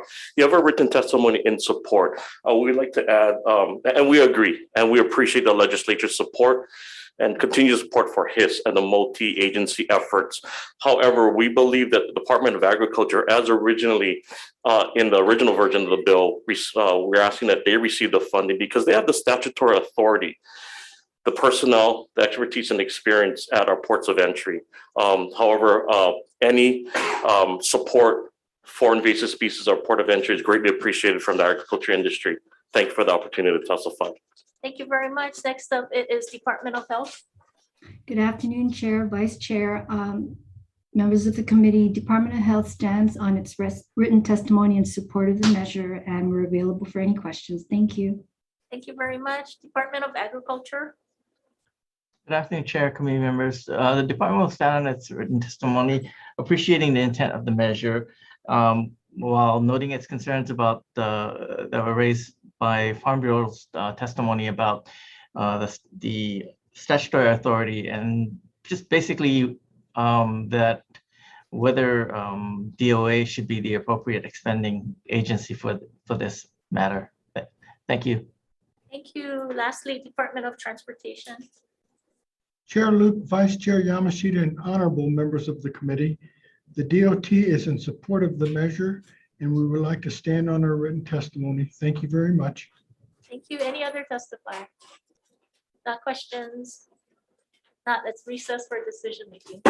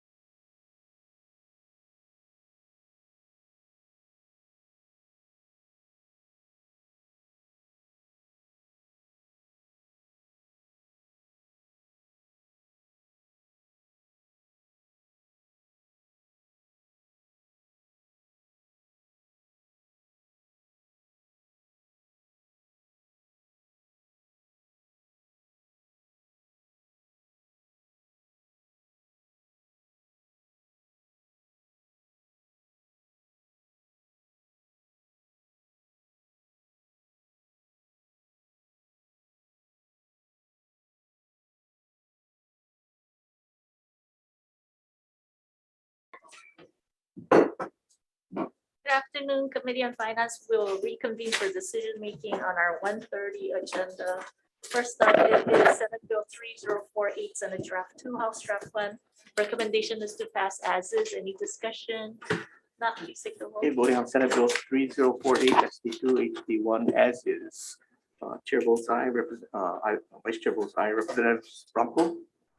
Aye. Eli. Aye. Hope. Aye. Iligan. Aye. Kobayashi. Martin. Aye. Ishimoto. Caruso. Aye. Sayama. Aye.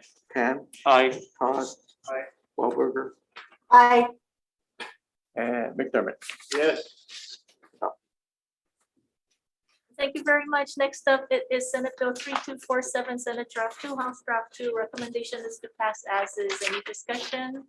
If not, please take the vote. Okay, Senate Bill 3247 SD2 HD2 as is. Noting the presence of all members, are there any reservations or no's? Adopted. Thank you. Next up is Senate Bill 2812, Senate Draft 2, House Draft 1. Recommendation is to pass as is. Any discussion? If not, please take the vote. Senate Bill 28. Representative Martin. 2812. Yes. I just wanted to, I'll vote with reservations. I'm a little concerned about SPURBs that were supported by the legislature this year not being able to go through. Thank you. Very good. Thank you. Any other discussion? If not, please take the vote. Okay, voting on Senate Bill 2812 SD2 HD1 as is. Setting the reservations for Representative Martin. Are there any other reservations or no's? Adopted. Thank you. Next up is Senate Bill 2583, Senate Draft 2. Recommendation is to pass as a HD1, putting the effective date upon approval and technical non-substantive changes. Any discussion? Not, please take the vote. Senate Bill 2583 SD2 with amendments. Any reservations? No's? Adopted. Thank you. Next up is Senate Bill 2898, Senate Draft 2, House Draft 1. Recommendation is to pass as a HD2, effecting the effective date and technical non-substantive changes. Any discussion? Not, please take the vote. Senate Bill 2898 SD2 HD1 with amendments. Reservations or no's?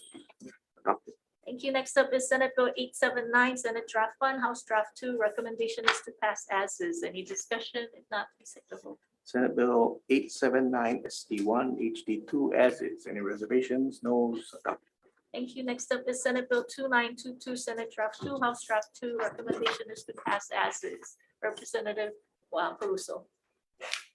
I'm going to be voting with reservations on this measure because I am also worried about the potential impact on actual farmers and their ability to acquire land. Thank you very much. Any other discussion, Representative Bronco? With reservations as well. Thank you very much. Any other discussion, Representative Kobayashi? I think that the study should be conducted first before any kind of change in the possible zone. Thank you. Any other discussion? If not, please take the vote. Okay, Senate Bill 2922 SD2 HD2. Knowing the reservations of Representative Bronco and Caruso, are there any other reservation for Representative Kobayashi? Representative Wahlberger. Representative Wahlberger, any others? Adopted.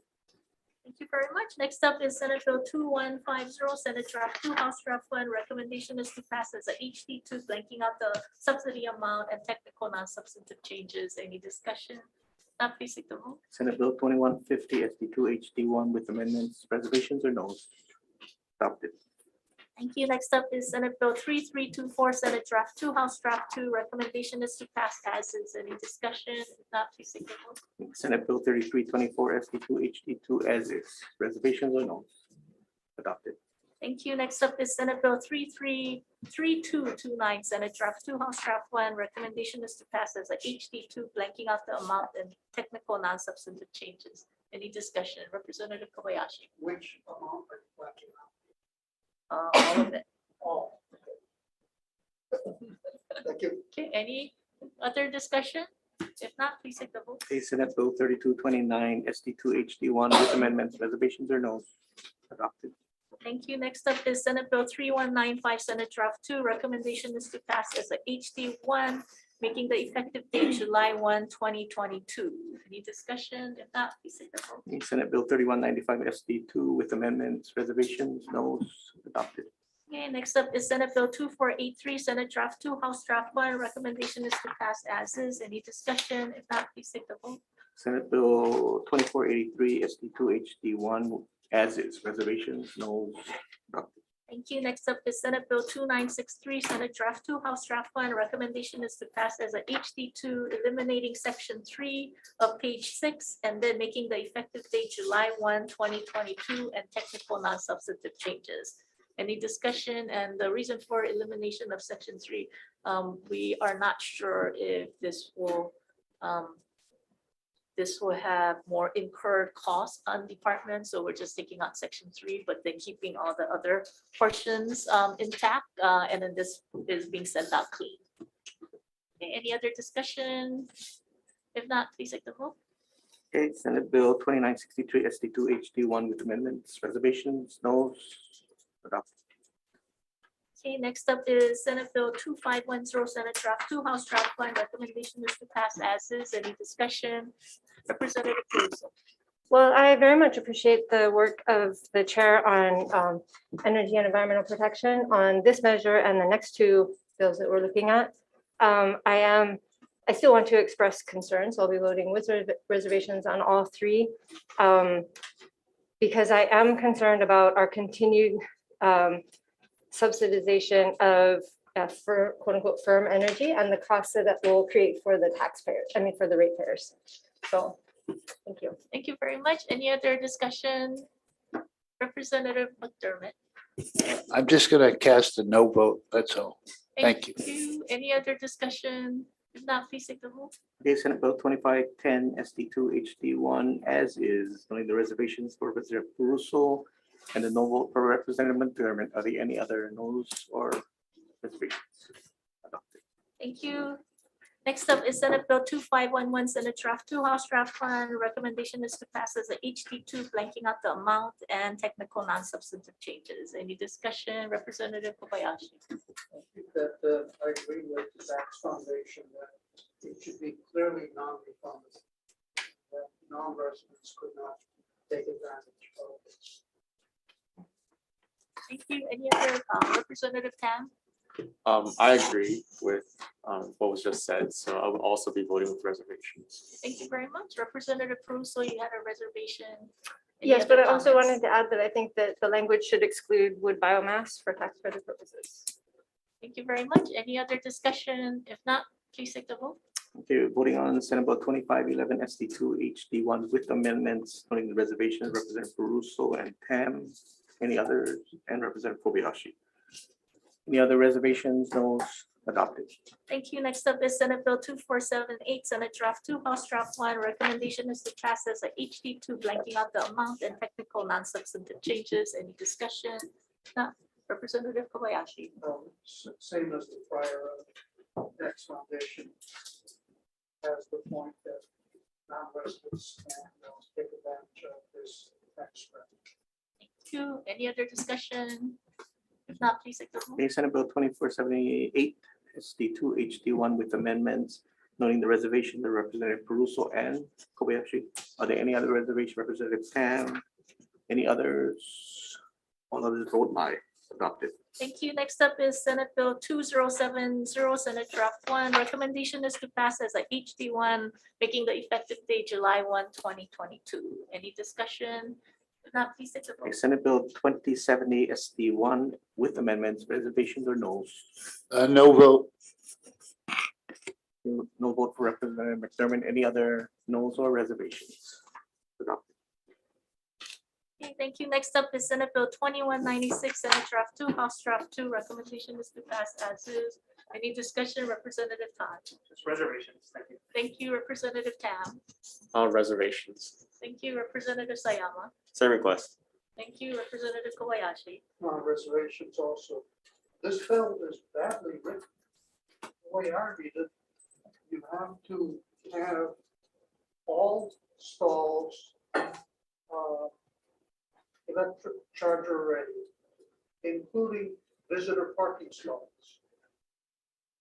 Further, it's vague what they mean by electrical charger ready. It doesn't say that there has to be an electrical charger. I don't know what that means. You could have a wire that could be connected to a future charger, but that wire could be on the second floor or on the same floor as the truck installer. It doesn't make sense. Obviously, No, it's a good I idea, know you're but there are details missing. thank you. Any other Representative Hope? No resolutions. Thank you. Any other discussion?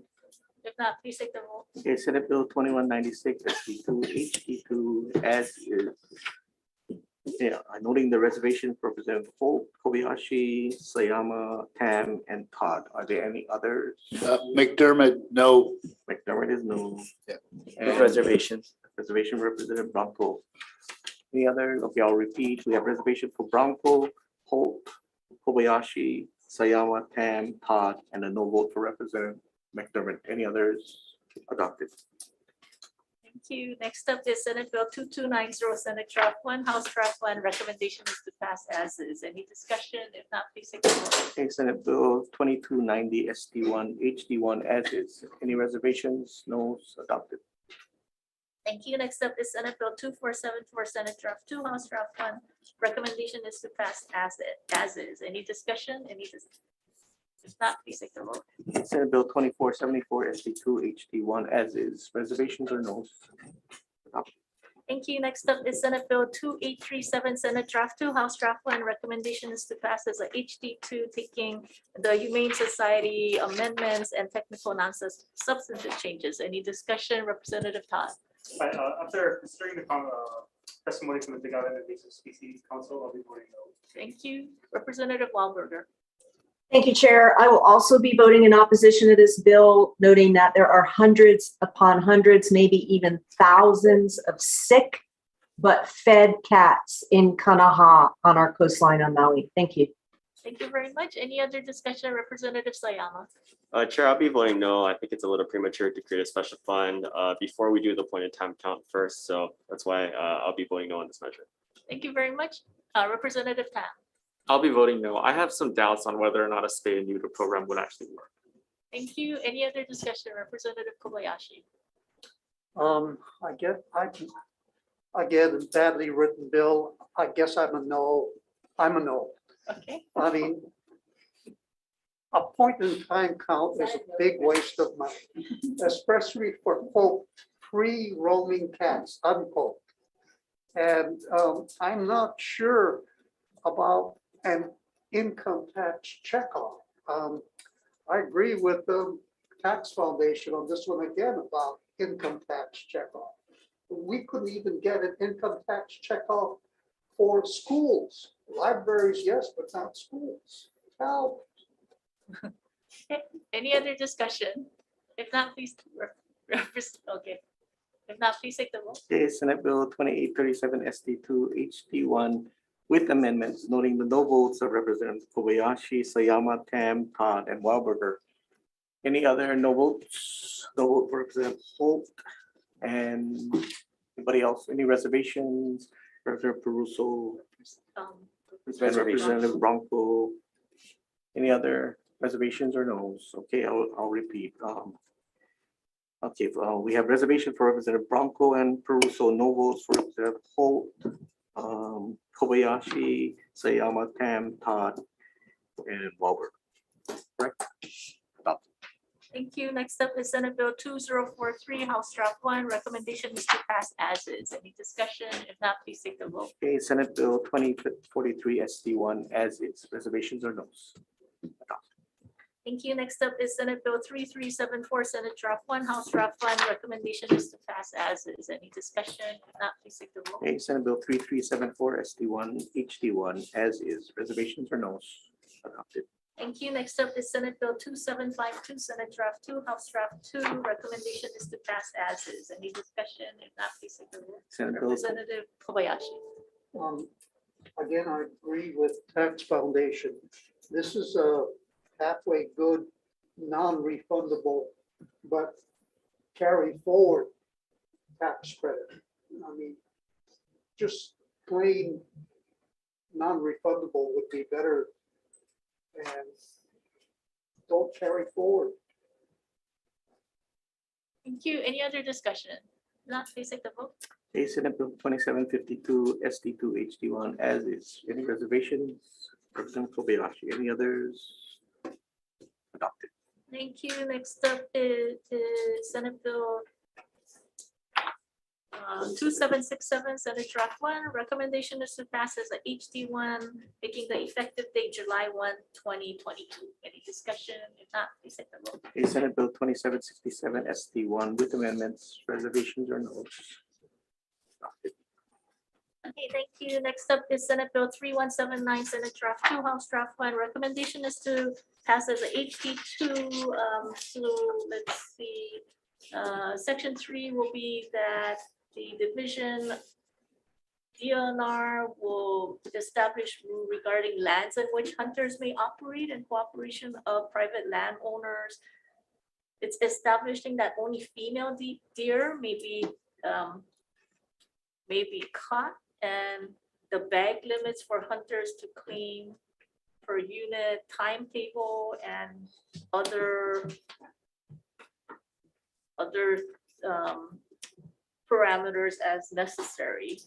So it's pretty much putting limits on what can be bounty. I think there's a question about whether they need to set parameters on whether the entire deer should be brought in, because there's fear that if they only allow bounty for the head, they're just gonna leave carcasses. So these are some of the things that we are trying to set. The other thing is a lot of times when you set bounties, they may only go for the male because that's where the prize is, and the problem is the female deers. So setting some type of parameters and other technical non-substantive changes. Any discussion? If not, please take the vote. Okay, Senate Bill 3179 SD2 HD1 with amendments, reservations, no's? Adopted. Thank you. Next up is Senate Bill 3379, Senate Draft 1. Recommendation is to pass as a HD1, making the effective date July 1, 2022. Any discussion? If not, please take the vote. Okay, Senate Bill 3379 SD1 with amendments, reservations, no's? Adopted. Thank you. With that, the first agenda is done. We will now move on to our 245 agenda. Thank you, members and audience members who are here. Let's move on to Senate Bill 23090. First up, it is Department of Education.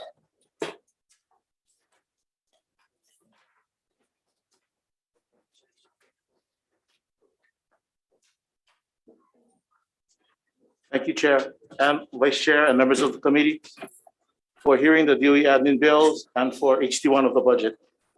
Good afternoon, Chair Luke, Vice Chair Yamashita, and members of the committee. Keith Hayashi, Interim Superintendent, testifying on behalf of the Department of Education. The department stands on its written testimony in support of this measure, as it would provide greater transparency in the use of our federal grants. Thank you for the opportunity to testify. Thank you very much. Any other testifier? If not, questions. If not, let's move on to the next bill, Senate Bill 3091, Superintendent. 3091, Superintendent.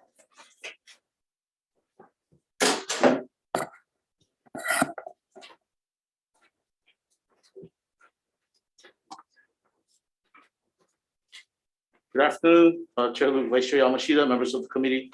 The department stands on its written testimony in support of this measure and appreciates the legislature's assistance in increasing and incentivizing work-based learning opportunities for our students.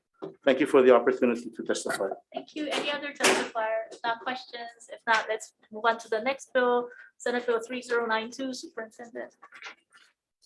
Aloha again. Department stands on its written testimony in support of this measure and appreciates the legislative support with our efforts to provide work-based learning experiences for our students through student internships and commercial enterprises. Thank you for your continued support. Thank you very much. Any other testifier? If not, questions. If not, let's move on to the next bill. So you can see right there, Senate Bill 2928, Superintendent. Hello, Chair Luke, Vice Chair Yamashita, members of the committee. The department stands on its written testimony in support of this measure and appreciates the legislature's support in building a career and technical education pathways. Thank you for the opportunity to testify. Thank you very much. Next up is the Farm Bureau.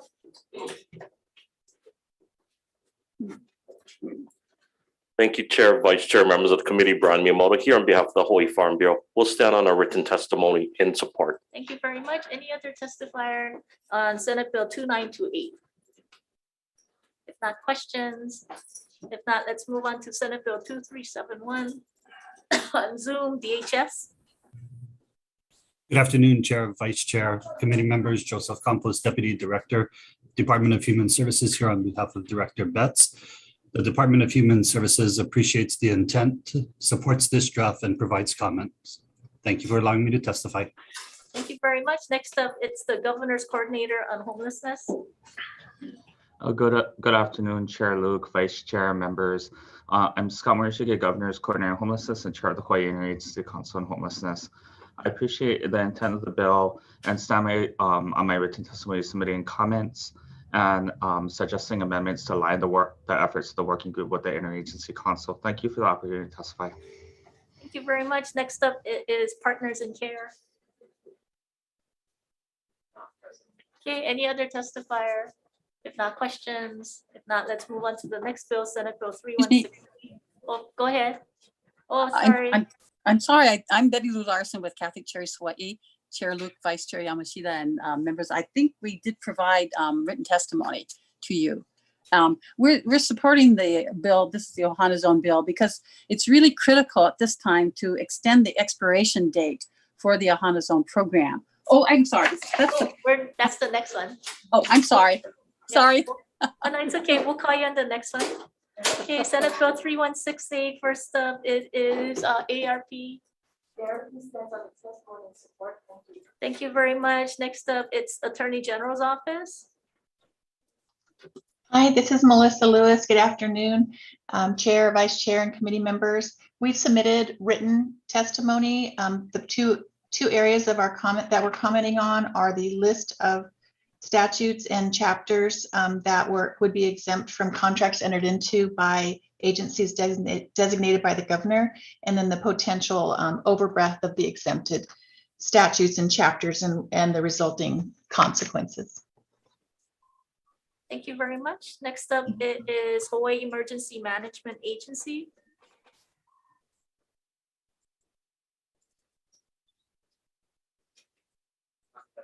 Okay, next up is DLNR. Aloha, Chair, Vice Chair, members. DLNR will stand on its testimony in opposition, noting our support for the ST2 version of this bill. Thank you for the opportunity to testify. Thank you. Next up, it's the Governor's Coordinator on Homelessness. Good afternoon, Chair, Vice Chair, members. I'll stand my written testimony offering comments. While I do support the extension of the Ohana Zones pilot program, I share the concerns of the Department of Attorney General and other executive branch agencies that some of the exemptions from HRS in Section 1 may be overly broad. Thank you for the opportunity to testify. Thank you. Next up, it's DHS. Good afternoon, Chair, Vice Chair, committee members, Joseph Campos, Deputy Director, Department of Human Services here on behalf of Director Betts. The Department of Human Services stands on its written testimony supporting the intent to extend the Ohana pilot project or program. However, we do oppose the expansion of contract exemptions in Section 1, Paragraph 1. Thank you for allowing me to testify. Thank you. Next up, it's Catholic Charities. Okay, thank you very much for hearing my testimony, Chair Luke, Vice Chair Yamashita, and the members of the committee. Catholic Charities supports this bill. We support the intent of the bill, and we think it's very critical to extend the expiration date for the Ohana Zones, or else some of the projects that are currently providing services may have to start planning to close down. I think the Ohana Zone has shown the legislative intent in the past to really allow creativity on the local level. And the projects that were developed, I think, have shown that the local level knows their needs, and I've really developed special projects to fill those needs and creative projects. And for these reasons, we support this bill. Thank you. Thank you very much. Partners in Care. Thank you. Any other testifier?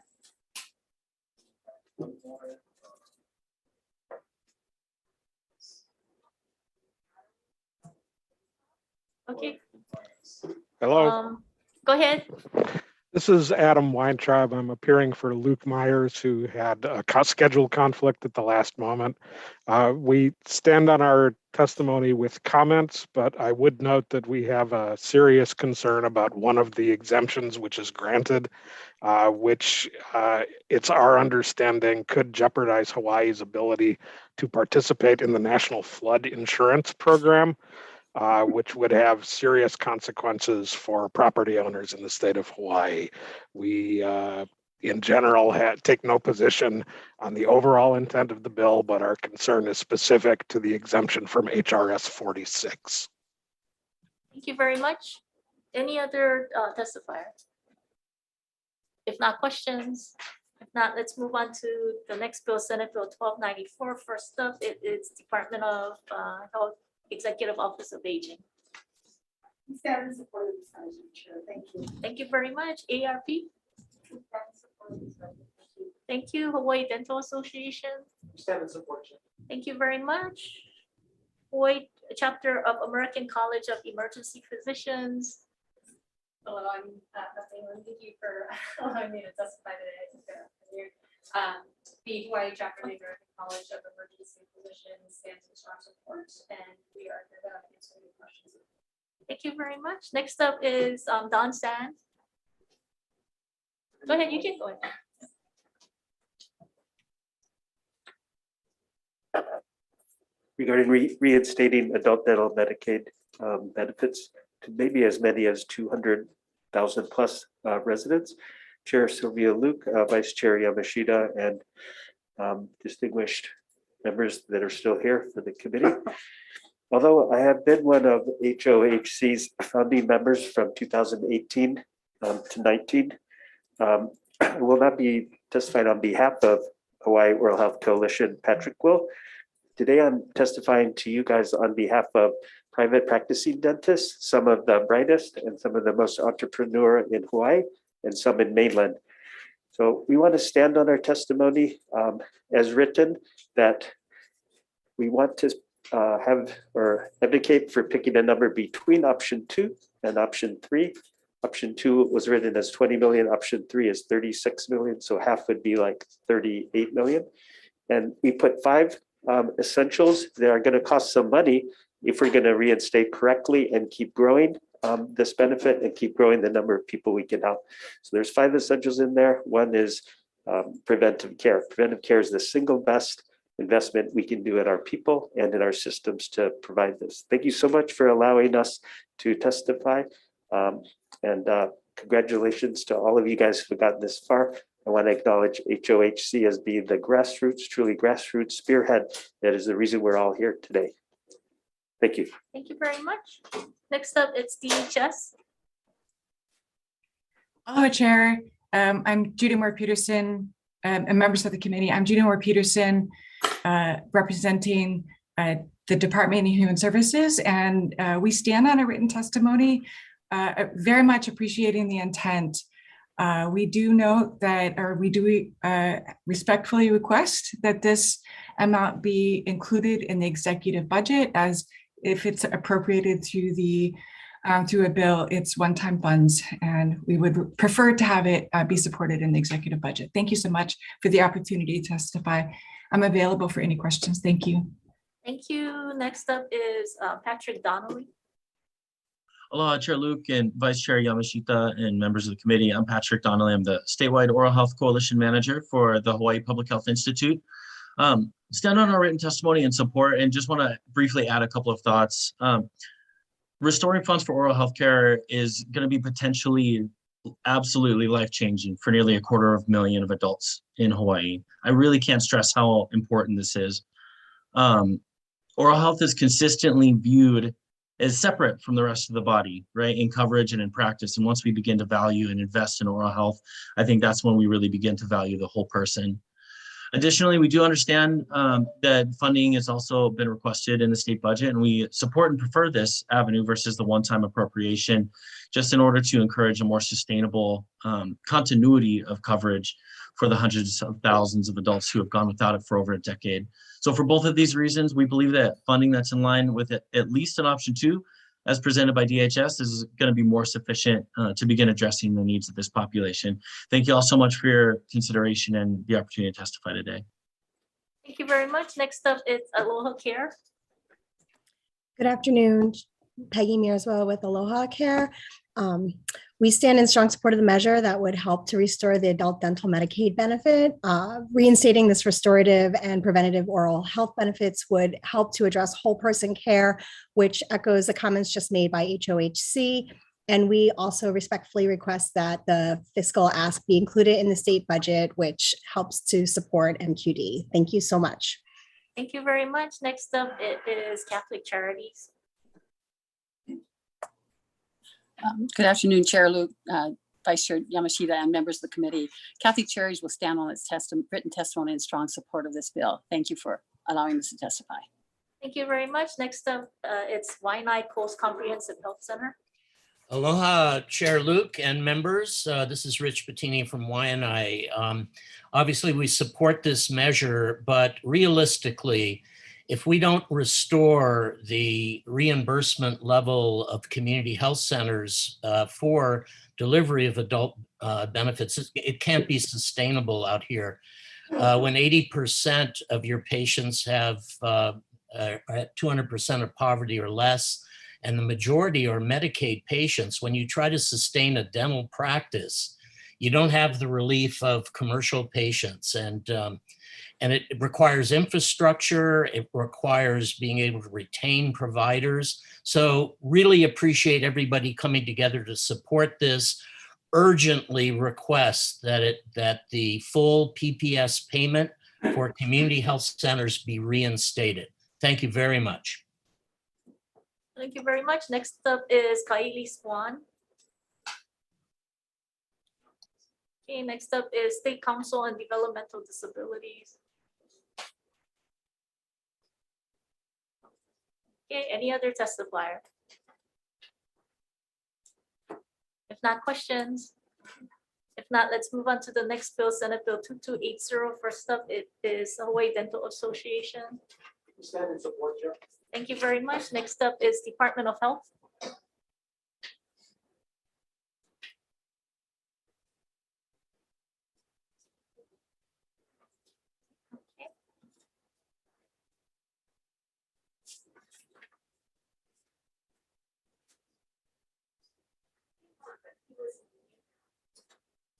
Okay, Department of Health, we will come back to you. If not, Mr. Pat Donnelly. Hello, Chair, members of the committee. Patrick Donnelly with Hawaii Public Health Institute, Hawaii Oral Health Coalition. We'll stand on our written testimony and strong support and happy to answer any questions you have. Thank you. Thank you. Next up is Aloha Care. Aloha, Chair, Vice Chair, members of the committee, Peggy Mearswell with Aloha Care will stand in strong support. Thank you. Thank you. Last call for Department of Health.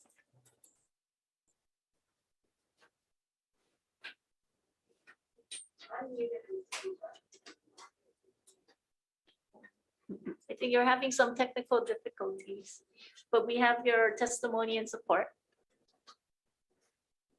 Thank you very much. Any other testifier? If not, questions?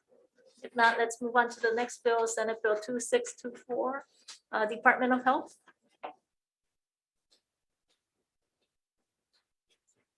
Good afternoon, Chair, Vice Chair, members of the committee, Lauren Kim, Policy and Planning Officer for the department, testifying on SB 2624.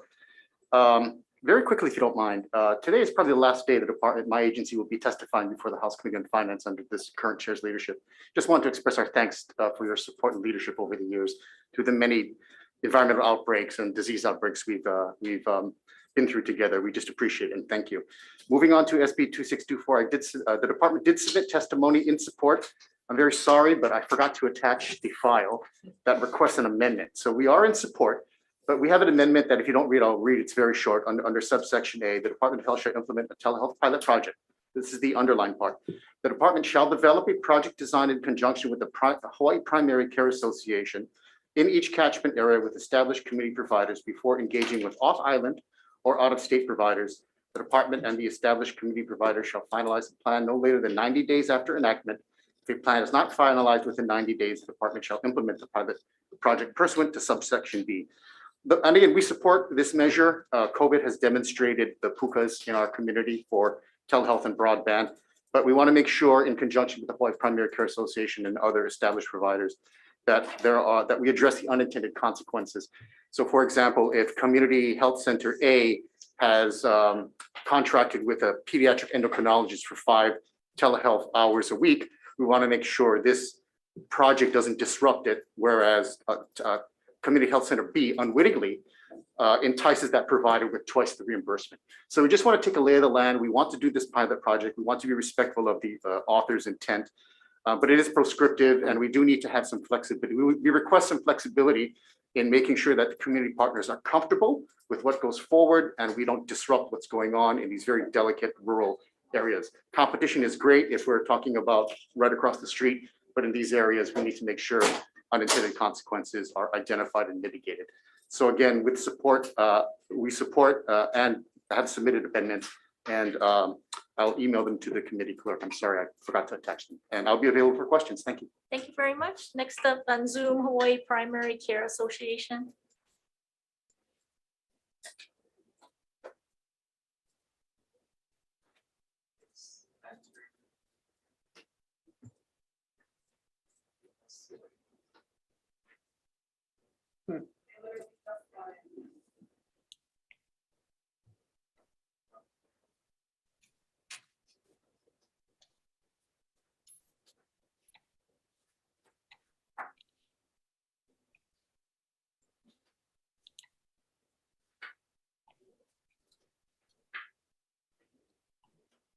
Hawaii Primary Care Association.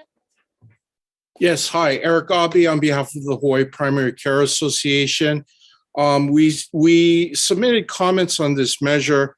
The HPCA and our FQHCs have been working with the Department of Health to try to find suitable language in order to address the provision of telehealth services that are currently being provided at FQHCs. We just want to make sure that the program does not in any way hamper practices that are currently occurring. So with that, we support the amendments proposed by the Department of Health, and I'll be happy to answer any questions. Thank you. Any other testifier? If not, questions? If not, let's move on to the next bill, Senate Bill 2678, ARP. Oh, yeah, ARP first, and then. Thank you very much. Executive Office on Aging. Good afternoon. It's nice to be back in person. Hello, Chair Luke, Vice Chair Yamashita, members of the committee. I'm Caroline Carrero, Director of the Executive Office on Aging.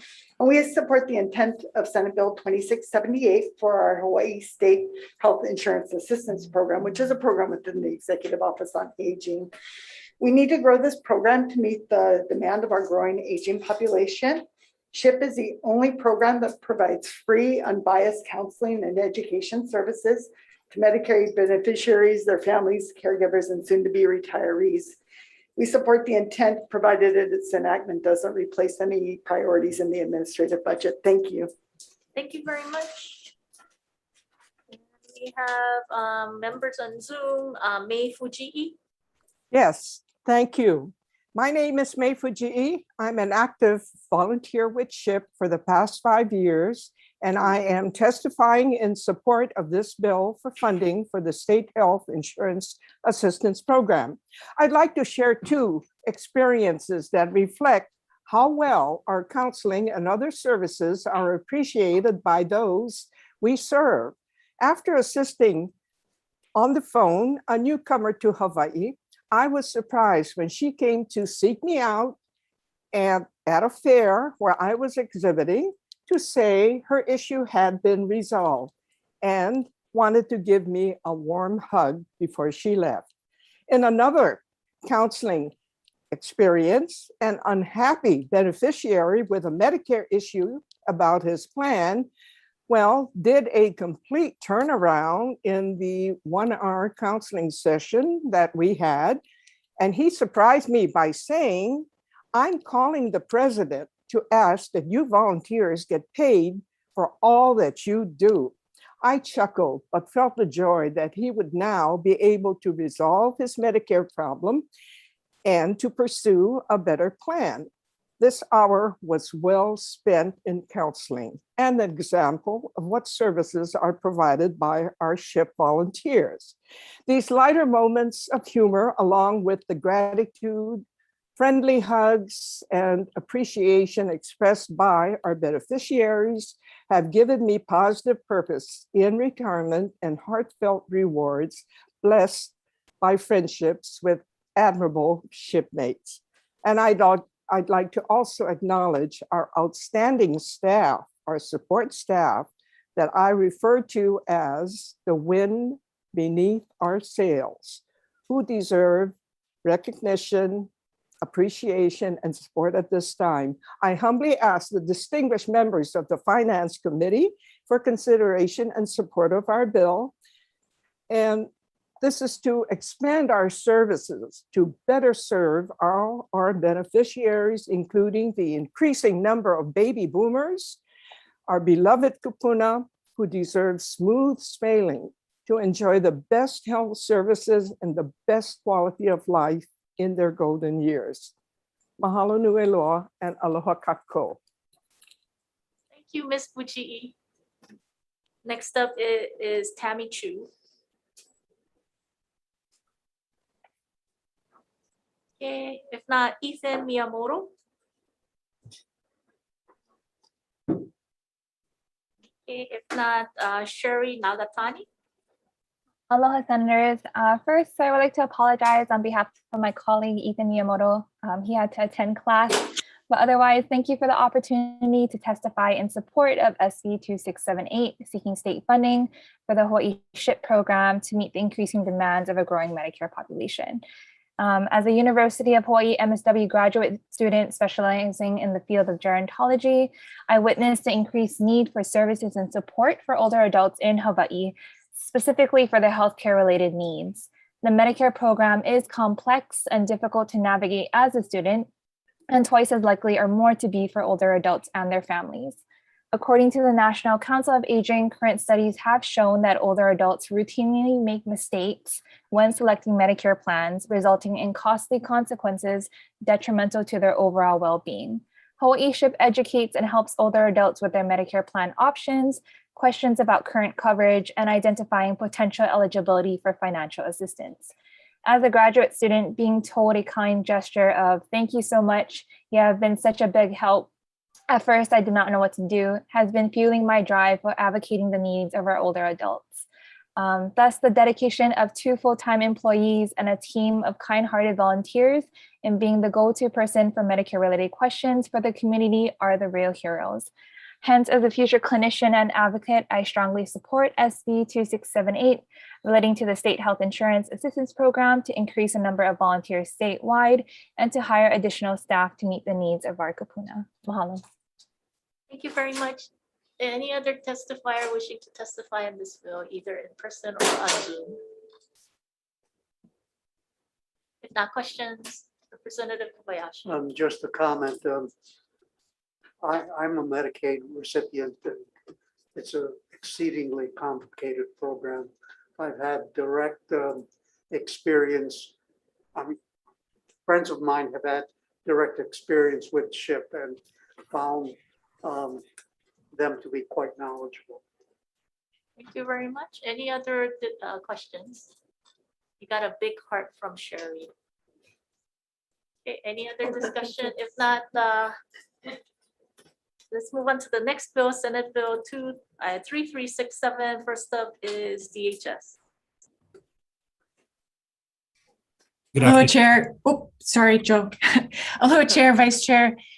Judy Moore Peterson, MedQuest Administrator, on behalf of the Department of Human Services. We stand on our written comments, appreciating the measure's intent and deferring to the Department of Health. Thank you so much.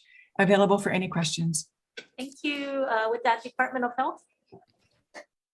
Thank you, Chair Luke and members of the committee. I'm Lola Irvin, representing Director Char, and the department stands on its testimony in support of SB 3367, HD1. Thank you. Thank you. Next up is American Lung Association.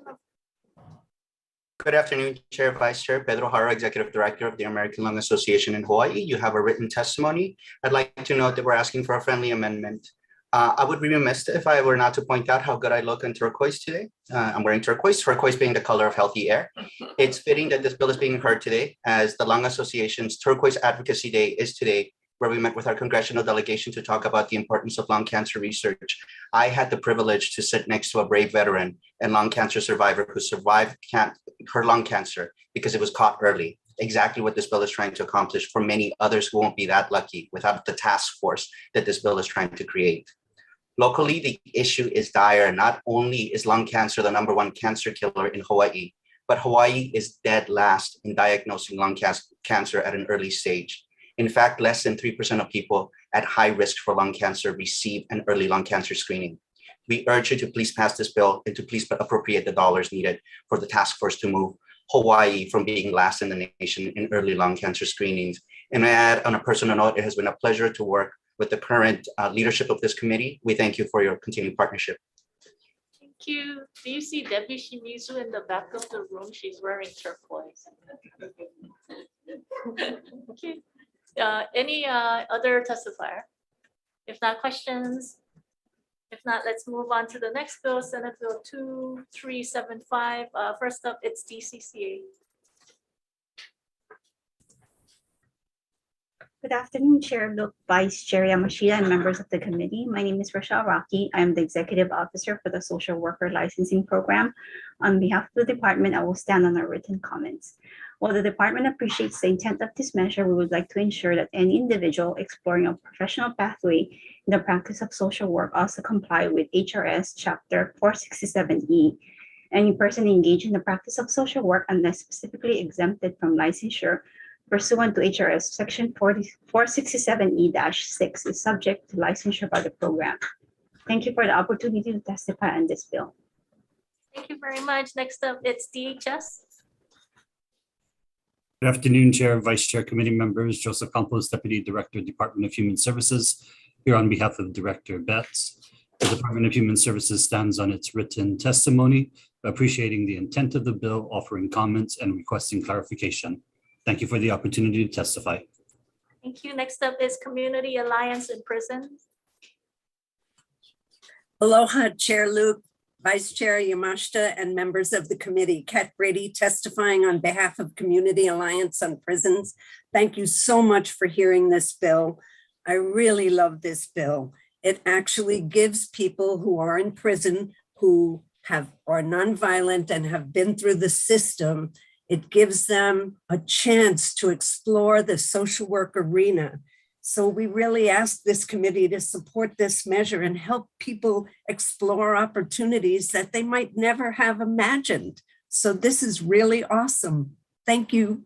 Aloha. Thank you. Any other testifier? They're in person or on Zoom, go ahead.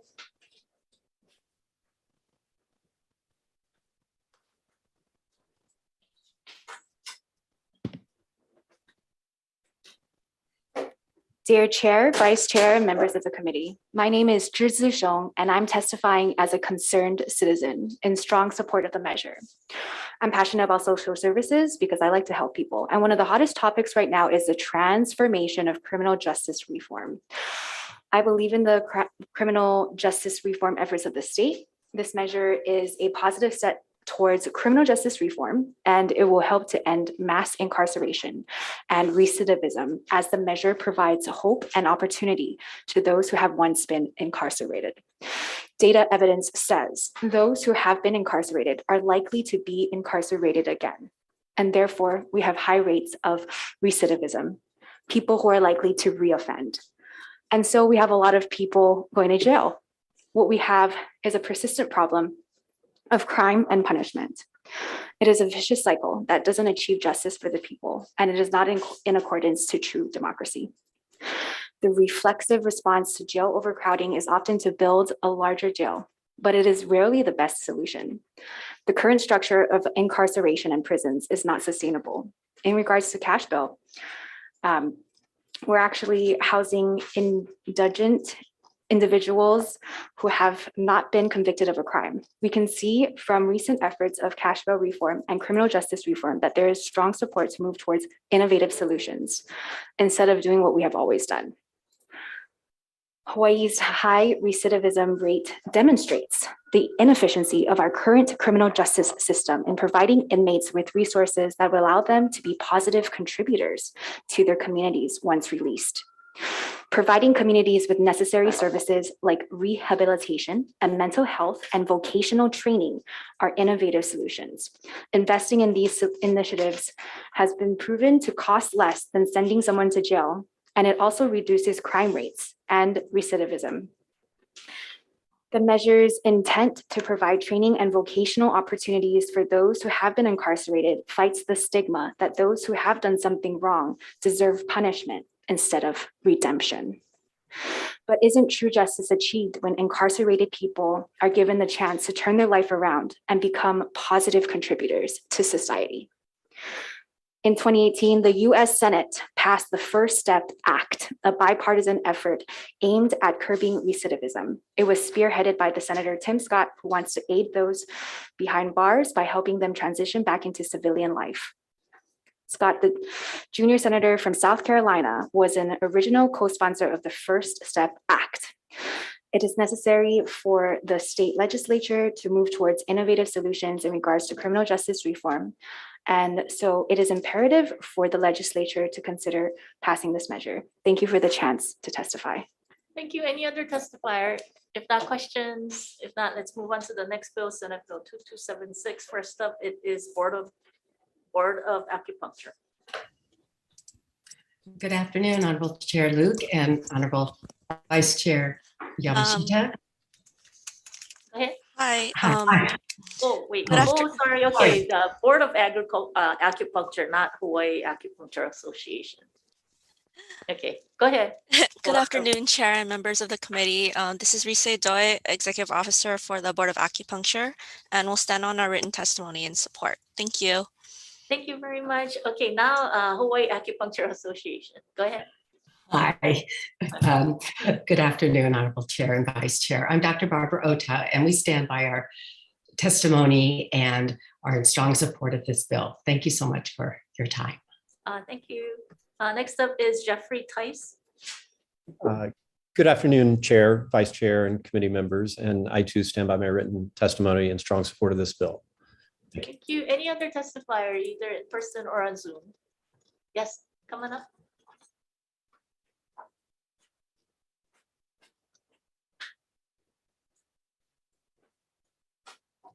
Good afternoon, Chair and Vice Chair.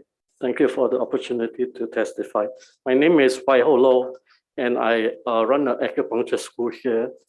We are the only school left accredited program, and I've been practicing acupuncture for 30 years, and I've been advocating for continuing education for our profession. It has grown, and with now a lot of disorders, disease, epidemics, I think it is, I support the bill to include 30 hours of continuing education for 2 years. I don't think it will be a cost burden to our practitioners because most of the herb suppliers, acupuncture suppliers, and national organizations do offer free continuing education. And it is important for the safety of our citizens that we practice safely and effectively. I submitted my testimony, but I think it got lost in the World Wide Web. So it may be a late testimony, but I really support the continuing education. So if you have any question, I'm free to answer. Thank you. Thank you for being here. Mhm. Okay, any other testifier? If not, is there somebody who wants to testify? Okay, if not, questions, Representative Kobayashi. For Board of Acupuncture, should we be concerned about a reciprocal relationship with other states? I have anecdotal experience that acupuncture how would you say, practices in other states are not what they should be? The board doesn't have concerns about reciprocity. Thank you. Thank you. Thank you. Any other questions? If not, let's move on to the next bill, Senate Bill 3235, first up, Department of Human Services. Good afternoon, Chair, Vice Chair, committee members, Joseph Campos, Deputy Director, Department of Human Services, here on behalf of Director Betts. The Department of Human Services stands on its written testimony, appreciating the measure's intent and providing comment, and specifically requesting that a one-time funding be available to add capacity to existing services. Thank you for the opportunity to testify. Thank you very much. Next up, it's the Governor's Coordinator on Homelessness. Good afternoon, Chair, Vice Chair, and members. I'll stand in my written testimony, offering comments and echoing the comments of the Department of Human Services that one-time appropriation could be used to enhance existing services. Thank you for the opportunity to testify. Thank you very much. Next up, Stonewall Caucus. Good afternoon, Chair Luke and Vice Chair Yamashita and members of the committee. Michael Galoyu Jr. on behalf of the Stonewall Caucus, we stand in full support of this measure. We would like to point out that this came directly from the youth. This is what they said that they definitely, we as a state definitely need, and we echo that. I can tell you from personal experience, once a week we go up to Rise, and that the growing need for these services is definitely out there. We are disappointed that this was not a priority for the EGA administration and was not part of the administrative budget. So on that note, we hope that you will pass this and help those homeless youth. Thank you. Thank you very much. Any other testifier? Yes, Chair Luke. Yes, go ahead.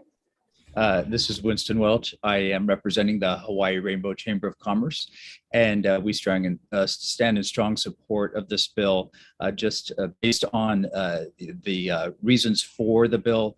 The numbers are staggering. This is our keiki and our young people that are going to be entering our workforce, of course, in time, and they are handicapped by not being able to have this sort of program. We applaud those that have advanced it, and we look forward to it being passed and your consideration. Thank you very much. Thank you very much. Any other testifier? If not, questions? If not, let's move on to the next bill, Senate Bill 2144, Executive Office on Aging. Thank you very much. Next up, it's National Federation of the Blind of Hawaii. Thank you, Chair Luke and Vice Chair Yamashita and members. James Gashel here for the National Federation of the Blind of Hawaii. Let me just say, you're the Finance Committee, so you care about money. If anybody tells you this bill is going to cost a lot of money, don't believe them. It truly is a cost-saving bill. It will make the state's information technology work much better for people with disabilities, help to make them more productive and more contributing citizens. There's lots of resources been devoted by the federal government and some other states to doing what this bill calls for in Hawaii. So we don't have to reinvent the wheel. Mahalo for considering this bill. Thank you very much. Next up on Zoom, Kirby Shaw. Yes, good afternoon, Chair Luke, Vice Chair Yamashita, members of the Finance Committee. The Disability and Communication Access Board stands in strong support of this bill, and I'm available for any questions. Thank you. Thank you. Next up, it's Office of Enterprise Technology Services. Aloha, we'll stand on our written testimony in support of the bill. Thank you very much. Next up, Assisted Technology Resource Centers of Hawaii. This is Peter Fritz for Assistive Technology Resource Centers of Hawaii. ATRC will stand on its written testimony and would also like to note that as you look at many of the policies for accessibility on websites such as the legislature, it already says that they are trying to comply with Section 508. So one expedient way of moving forward would be to adopt Section 508 into Hawaii statutes and then create a work group to decide if more information is necessary or changes are needed to Section 508 to provide additional accessibility. Thank you for the opportunity to testify. Thank you. Next up is Donald Sakamoto.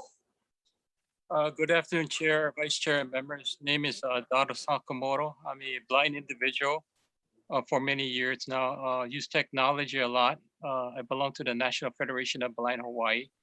And by using the technology, it helps me in my advocacy work when I do with public transportation in Oahu here with bus and handyvan, but also with the legislature.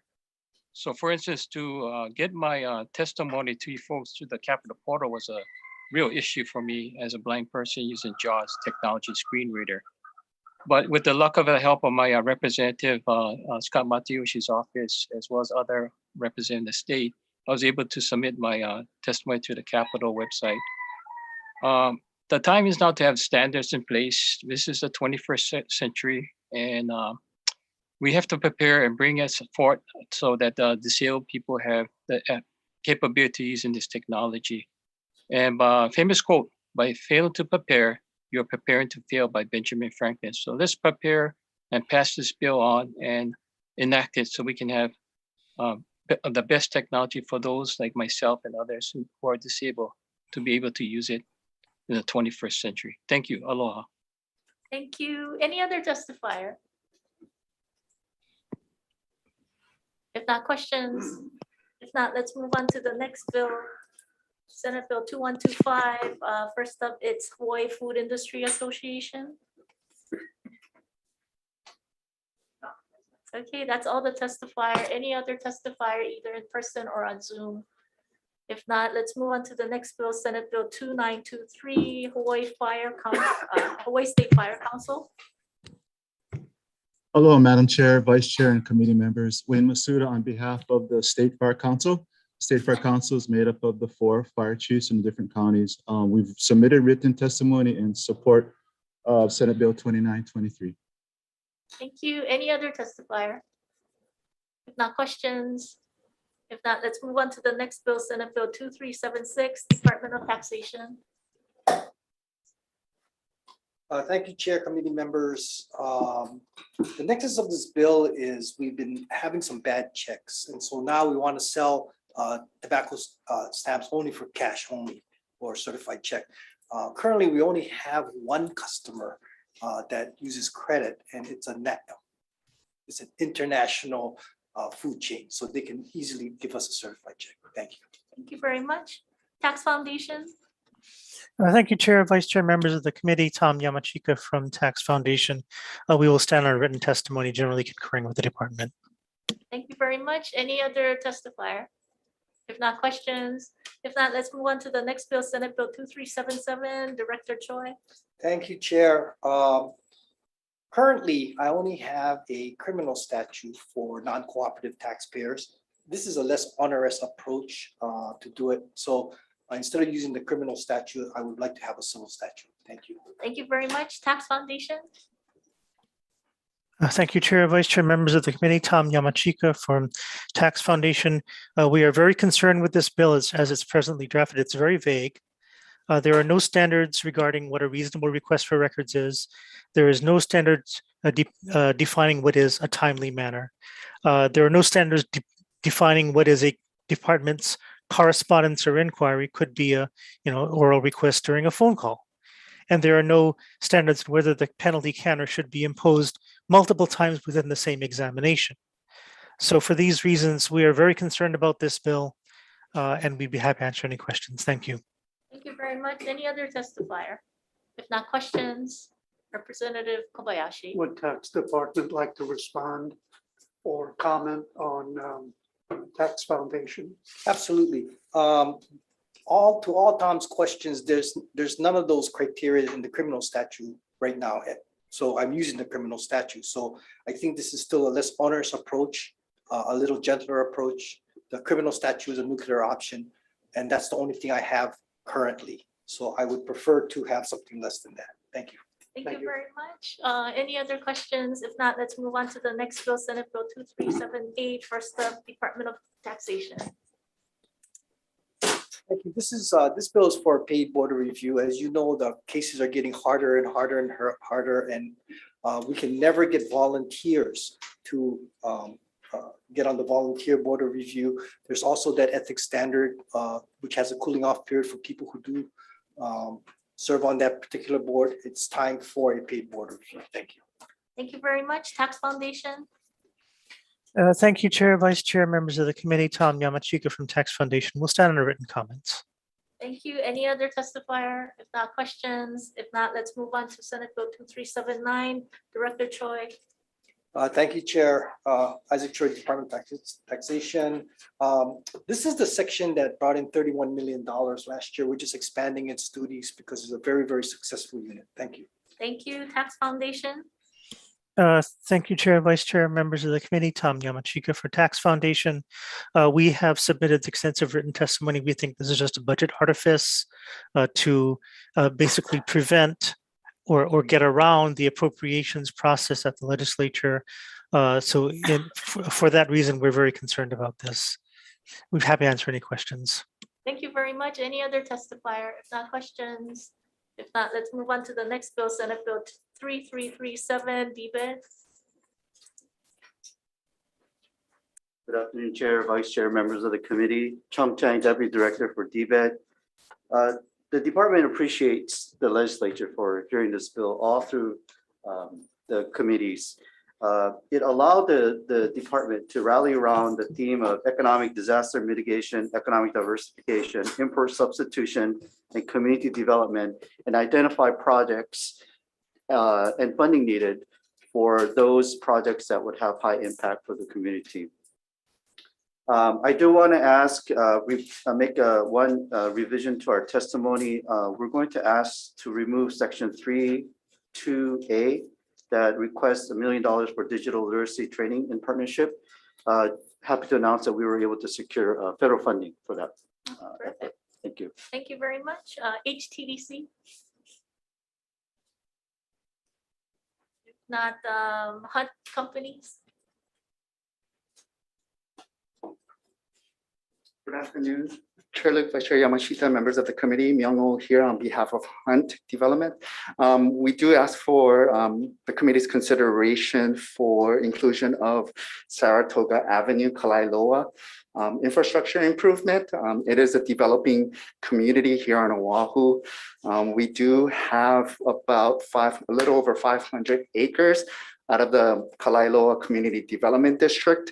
We believe this will go furtherance of further development for affordable housing, as well as businesses that will establish here as a home in the Kalailoa area. So we do ask for the consideration in the original 3337 or the inclusion in House Bill 1600, which is the budget bill. Thank you very much. Thank you very much. On Zoom, we have Office of Planning. Hi, good afternoon, Chair, Vice Chair, members of the committee. This is Lauren Permiano standing in for Mary Alice Evans, Director of the Office of Planning and Sustainable Development. We stand on our written testimony in support of this measure and offering comments. Thank you. Thank you. Next up is Hawaii State Energy Office. Aloha, Chair, Vice Chair, and members of the committee. The Hawaii State Energy Office supports SB 3337. It's getting late in the day. SDU HT1. We just want to note that HSCO would like to offer for your consideration 2 items to further the purpose of import substitution as described in section 2 in the SD1 version of the bill. And these 2 items are $10 million to fund the Sustainable Aviation Fuel Program in the HTDC budget as established in their Act 180 session laws of Hawaii 2021, and $5 million to accelerate the state fleet transition to zero-emission vehicles as set forth in Act 74 in session laws of 2021 as well. The Sustainable Aviation Fuel Program established in HTDC is currently unfunded. So the Act 180 in the laws I mentioned authorized HTDC to provide matching grants to any small business developing products related to sustainable aviation fuel from from commercial aviation operations. So these grants could support business development, tech development, and other economic diversification, and would very much be supportive of the goals of the legislature in terms of equity and justice, particularly with regard to the reduction of greenhouse gas emissions and their health impacts on community. So we appreciate you supporting these two efforts, which both support the overall goals of the legislature. HSCO stands by for any questions. Mahalo for the opportunity to testify. Thank you very much. Next up, it's HCDA. Aloha Chair, Vice Chair, and members of the committee. Francine Murray for HCDA. We stand on our written testimony in support.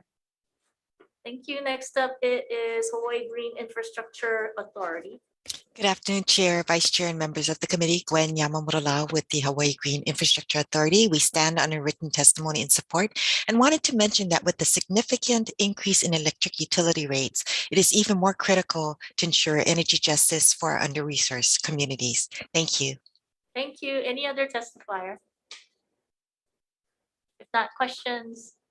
If not, let's move on to the next bill, Senate Bill 2457. We have Office of Community Services. Mr. Dela Cruz. Good afternoon, Madam Chair Luke, Vice Chair Yamashita, and members of the House Committee on Finance. The Office of Community Services has submitted its written testimony in strong support of this very important measure. Therefore, I will not going to read it verbatim before this August committee. I would like, however, to take the opportunity to express our gratitude for your support on behalf of the immigrants that we serve at the office, including their children and their grandchildren who now have Hawaii as their home, and for those future immigrants who will come to seek the better opportunities in life that our great state of Aloha has to offer. We hope for your continued support on this measure. And thank you for the opportunity to testify today and be here for any questions that you might have. Thank you. Thank you very much. Next up, it's DHS. Good afternoon, Chair, Vice Chair, committee members. Joseph Campos, Deputy Director, Department of Human Services, here on behalf of Director Betts. The Department of Human Services stands on its written testimony in support of this measure and defers to the Department of Labor and Industrial Relations, as well as the Office of Community Services. Thank you for the opportunity to testify. Thank you. Next up, Hawaii Friends of Civil Rights. Aloha, my name's Amy Agbiani, co-chair of Hawaii Friends for Civil Rights. We stand by our written testimony and strongly support this bill and appreciate the committee for hearing it. Thank you so much. Thank you. Next up, Hawaii Coalition for Immigrant Rights. Aloha, Chair, Vice Chair, members of the committee. Apologize for doing daycare pickup right now, but I pulled over. Liza Ryan Gill with the Hawaii Coalition for Immigrant Rights. We stand in strong support and stand on a written testimony for the more than 18% foreign-born folks that are here in Hawaii. Mahalo. Thank you very much. Any other testifier? Oh, DOIR, did you want to testify on this? Okay, thank you very much. Any other testifier? If not, questions? If not, let's move on to the next bill, Senate Bill 3142, DOIR.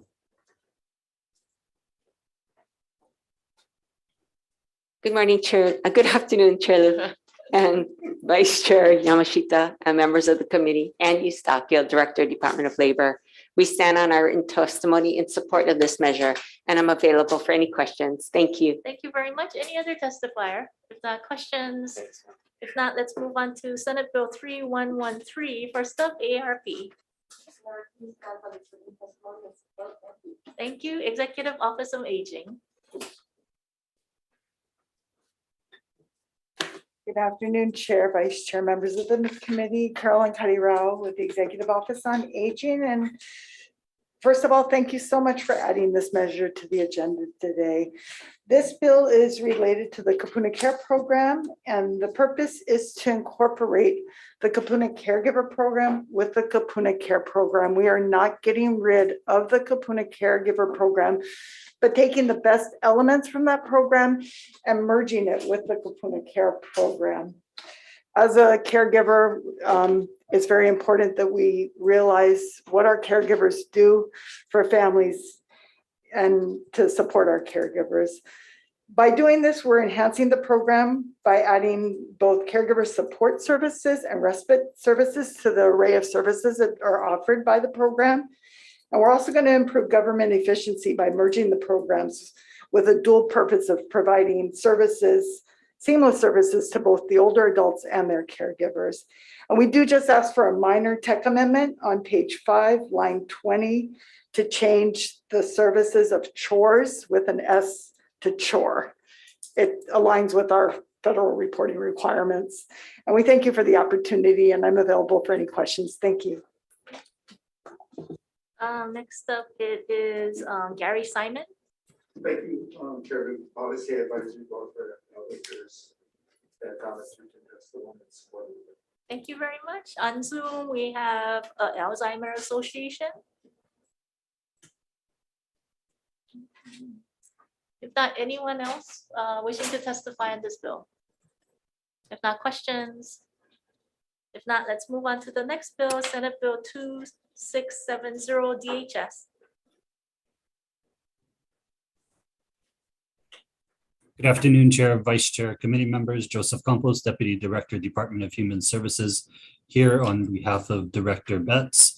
The Department of Human Services stands on its written testimony in support of this measure and provides comments. Thank you for the opportunity to testify. Thank you. Next up is Stonewall Caucus of the Democratic Party of Hawaii. Good afternoon, Chair Luke, Vice Chair Yamashita, and fellow committee members. My name is Michael Gloria Jr., and I'm chair of the Stonewall Caucus. And on behalf of our over 1,300 members and supporters, we fully support SB 2670. We want to thank you for hearing this bill and adding it to today's agenda. In 2020, Representative Yamani introduced a version of this bill at our recommendation. And now today, there's an Equality Caucus, thanks to the leadership of Representative Tam and Senator Lee, to introduce this measure and help address the other needs of Hawaii's LGBTQIA+ community. I bring this up because the need for the Equality Caucus is just one of the many examples why Hawaii's LGBTQIA+ community needs this commission. A couple of other quick examples are, during the pandemic, we got too many calls from members of the LGBTQIA+ community that were denied access to food drops and other emergency services because of who they are and who they love. Luckily, those people that were being denied access knew to reach out, and we were able to get them the access to those pandemic services. Fast forward to this session on March 1st. You all saw firsthand the hatred and bigotry that too many in our community face every day when you heard HB 1697, a bill that was asked for by our student advocates, which, as you know, they were only requiring the DOE to include positive and accurate representation of the LGBTQIA+ community. Then last week, we saw the governor of Florida sign into law the Don't Say Gay or Trans bill, which is the exact opposite of what HB 1697 was looking to do. This and other similar bills are moving in state legislatures in too many red states. That bill becoming law has sent a shockwave through the LGBTQIA+ community, especially the students that see themselves being demonized by our opposition on the nightly news, social media posts, and even the floor of Congress. We need to show the LGBTQIA+ community, especially the kids, that they have a rightful place in our society and they are perfect just the way they are. This bill will help send that message to those kids. Some of them you met last week when you heard and passed the menstrual equity bill. Know that passing this bill and creating this commission will save lives. Mahalo for the opportunity to testify in strong support, and I'm available for questions. Mahalo. Thank you very much. Next up is Madeline Sesiparasa. Well, Sesipasara. Okay, next up is Carolyn Goloyer.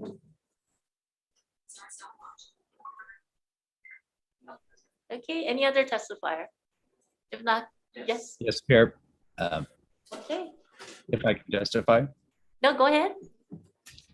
Yes, thank you for this opportunity to testify. Chair Luke and committee members, I'm Winston Welch, representing the Hawaii Rainbow Chamber of Commerce, and we stand on our written testimony submitted. The Hawaii Rainbow Chamber of Commerce has part of its mission to advocate for the LGBTQ plus population in advancing equality for all. And it recognizes that the community has and continues to face incredible discrimination that continues to this day. Lamentably, in this year and last year, there's been a historic number of ugly anti-LGBTQ plus legislation introduced and signed into law across the country, as just referenced by our last testifier. It's like we're going back 50 years. Especially vulnerable are youth with these so-called bathroom bills or don't say gay bills, which include forbidding teachers from even mentioning the existence of LGBTQ people. Imagine the impact on young people who are members of the community who cannot hear that they exist, or that their teachers can be fired or sued for mentioning that they're married. These bills further marginalize and degrade people in the lives of the community affected. They promote further marginalization, harassment, and discrimination. It's hard enough, being a kid these days without being officially erased or bullied by a system of a school or a state, where even mentioning your own existence is forbidden. But fortunately in Hawaii and in other fair-minded states and nations, there's a general belief in advancing the well-being and equality of all of its residents. But we do still have a long way to go. An important element for us to do so is addressed in SB 2670 SD2 HD1 by creating this LGBTQ plus commission and a trust fund to help identify ways in which we can address the issues faced, which cut across all ethnicities, all ages, all religions, all political beliefs, and other socioeconomic conditions. If this group were only 10% of the state population, that would be about 150,000 people or so who've lived a lifetime of various degrees of harassment, discrimination, and marginalization. But we can assume that these numbers are going to grow dramatically based on trends from younger people who are choosing to live more authentically and with less fear and stigma. We can and must do better as a society and a state, and this bill will help in this. As envisioned, the commission is simply something that recommends studies, legislative and administrative action, and education vital for achieving equity in society. The important larger community and intergovernmental outreach aspects to collaborate and cooperate on issues facing the LGBTQ plus population are vital components of this bill as well. As envisioned, the commission would benefit from and share in learning from other cities, states, nations, and agencies to advance our common humanity and creation of a better state for LGBTQ residents of Hawaii. In doing so, we also set Hawaii as a role model, as it has often been in our nation and world in regard to this, and shine a light as a beacon of hope for others in this nation and this world, but really just for the kids right around the corner in our own state. We applaud the Equality Caucus and members who recognize the need for this commission, and we ask for your support in advancing this worthy legislation. For this and many other reasons, the Hawaii Rainbow Chamber of Commerce strongly supports this bill. Thank you for your time and consideration. Thank you very much. Next testifier, go ahead, Ms. Zhang.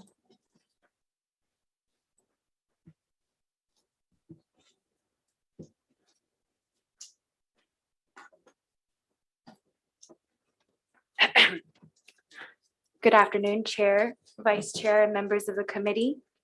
My name is Zhizi Zhong, and I'm testifying in strong support of the measure as a concerned citizen. Discrimination and hate crimes against LGBTQIAs need to stop. And I think forming a commission is a good way of collaborating efforts to fight discrimination and to create a positive environment in regards to the conversation about LGBTQIA initiatives. I'd like to thank those who have paved the way for gay rights. They have walked the road of hope and have led others. I'm grateful for those who have always advocated for the LGBTQIA voices. It is contagious, their spirit and their efforts. Thank you for the chance to testify. Thank you very much. Any other testifier? Not questions? Representative Kobayashi. Just a comment. This bill seems to require each county mayor to appoint a county committee. We do have a state mandate to counties, which we must pay for, supposedly. Thank you. Thank you. Any other questions? If not, let's move on to the next bill, Senate Bill 1107. First up on Zoom, it's Hawaii Emergency Management Agency. Good afternoon, Chair, Vice Chair. My name is Luke Myers, the Administrator of the Hawaii Emergency Management Agency. HIEMA stands on our written testimony in support of SB 1107. Obviously, in the last year, we've seen a lot of different climate-related disasters, and having this Special Hazard Mitigation Fund will help all the businesses, residents, and other impacted properties for future incidents.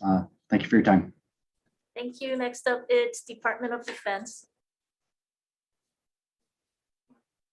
Okay, any other testifier?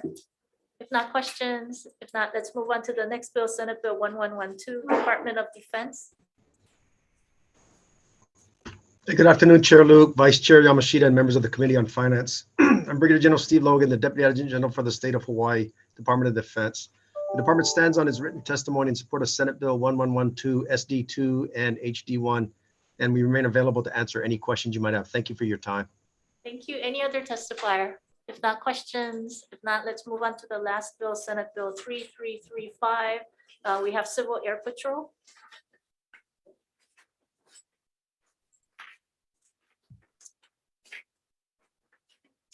Yes, good afternoon. Thank you so much. I really appreciate the opportunity to be heard today. Chair Luke and Vice Chair Yamashita, the Committee on Finance. I'm Chantal Lonigan with the Civil Air Patrol. And on behalf of our over 650 members and their families, their volunteers, I would appreciate the, I'm sorry, I'm so tired. I didn't realize how tired I was until I actually started speaking.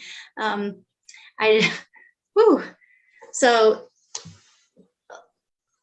appreciate the opportunity to just discuss restoring the funding to the Civil Air Patrol, which was previously diverted for COVID. And we continue to work with HIEMA and the other local emergency management agencies over the last 2 years, requiring many of our volunteers to self-fund. And we were committed to doing it. It's just not a sustainable long-term. And so I'd like to just open up if there are any questions in regards to the restoration of the funding. And I appreciate, again, thank you so much for your support in the past. We've always been well supported by you individually and legislature in general. So I just want to thank you so much for your time, and thank you for staying here so late today. No. And thank you for submitting your testimony. I know it was last minute, but yeah, thank you for being so. Absolutely. Yeah, there are details in the written testimony. Yeah, thank you. I appreciate it. Okay, any other testifier? If not, questions. If not, let's recess for decision making.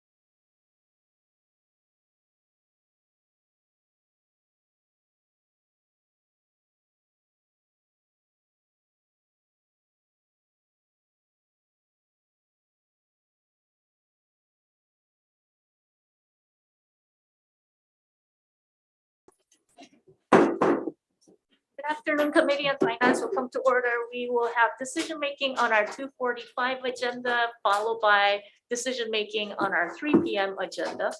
So first up, it is Senate Bill 3090. First, the recommendation is to pass as is. Any discussion? Not, please take the vote. Okay, Senate Bill 3090 SD1 HD1 as is. Chair votes aye, right? Vice Chair votes aye. Representative Bronco. Aye. Eli. Aye. Holt. Aye. Iligan. Aye. Kobayashi. Martin. Aye. Ishimoto. Aye. Russo. Aye. Sayama. Aye. Ken. Fred, aye. Todd. Wahlberger. Aye. McDermott, excused. Okay, Adopted. thank you. Next up is Senate Bill 3091, Senate Draft 2, House Draft 1. Recommendation is to pass as is. Any discussion? If not, please take the vote. Okay, Senate Bill 3091 SD2 HD1 as is. No need to excuse absence of Representative McDermott throughout the rest of the agenda. Are there any reservations or no's? Adopted. Thank you. Next up is Senate Bill 3092, Senate Draft 1, House Draft 1. Recommendation is to pass as is. Any discussion? If not, please take the vote. Senate Bill 3092 SD1 HD1 as is. Any reservations? No's? Adopted. Thank you. Next up is Senate Bill 2928, Senate Draft 3, House Draft 1. Recommendation is to pass as is. Any discussion? If not, please take the vote. Senate Bill 2928 SD3 HD1 as is. Any reservations? No's? Adopted. Thank you. Next up is Senate Bill 2371, Senate Draft 2, House Draft 1. Recommendation is to pass as is. Any discussion? If not, please take the vote. Senate Bill 2371 SD2 HD1 as is. Reservations or no's? Adopted. Thank you. Next up is Senate Bill 3168, Senate Draft 2, House Draft 1. Recommendation is to pass as a HT2 at the request of the Housing Chair and with the concurrence of the Health and Human Services Chair. Proposed changes would be adding the intent to cover exemptions at the request of the AG's office, and then cleaned up exemptions and remove wage and labor and human services exemptions, added flood insurance exemption language for HIMA, and this has a effective date plus technical non-substantive changes. Any discussion? If not, Representative Peruso. Chair, I appreciate your amendments. I was going to vote no on this. I'm going to be WR because I'd like to take a look at what you did with the regulatory exemptions. Thank you very much. Thank you for that. Any other discussion? If not, please take the vote. Okay, Senate Bill 3168 SD2 HD1 with amendments, noting Representative Peruso's reservations. Any other reservations? No's? Adopted. Thank you. Next up is Senate Bill 1294, Senate Draft 2, House Draft 1. Recommendation is to pass as is, but in the end, I am planning to defer out the bill. I'm just trying to make sure that we embed this in the budget. So the intent is to do at least the, not the option 1, but at least option 2, which is the mid-range or better. But we are moving this along just so that it's a reminder to me. Okay, with that as is. Any discussion? If not, please take the vote. Senate Bill 1294 SD2 HD1 as is. Reservations or no's? Adopted. Okay, next up is Senate Bill 2280, Senate Draft 2, House Draft 2. Recommendation is to pass as is. Any discussion? If not, please take the vote. Senate Bill 2280 SD2 HD2 as is. Reservations? No. Thank you. Next up is Senate Bill 2624, Senate Draft 2, House Draft 2. Recommendation is to pass as is. Any discussion? If not, please take the vote.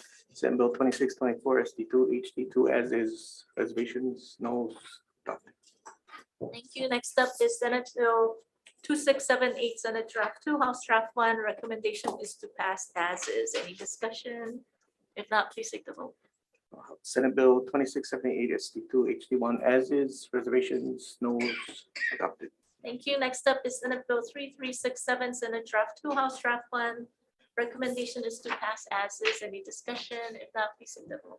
Okay, Senate Bill 3367 SD2 HD1 as is. Reservations? No. Adopted. Thank you. Next up is Senate Bill 2375, Senate Draft 1, House Draft 2. Recommendation is to pass as is. Any discussion? If not, please take the vote. Senate Bill 2375 SD1 HD2 as is. Reservations? Noes? Thank you. Next up is Senate Bill 2276, Senate Draft 2, House Draft 2. Recommendation is to pass as is. Any discussion? If not, please take the vote. Senate Bill 2276 SD2 HD2 as is. Reservations? Noes? Adopted. Thank you. Next up is Senate Bill 3235, Senate Draft 1, House Draft 1. Recommendation is to pass as is. Any discussion? If not, please take the vote. Senate Bill 3235 SD1 HD1 as is. Reservations? Noes? Adopted.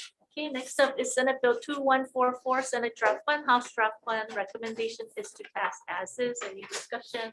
If not, please take the vote. Senate Bill 2144 SD1 HD1 as is. Reservations? Noes? Adopted. Thank you. Next up is Senate Bill 2125, House Draft 1. Recommendation is to pass as is. Any discussion? If not, Representative Franco.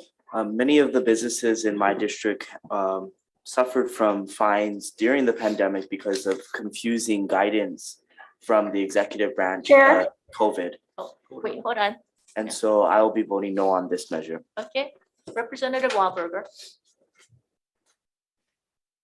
Thank you, Chair. On a opposition vote, no vote, please, due to the unameliorated predatory nature of the Maui Liquor Commission that predates on our small business. Thank you.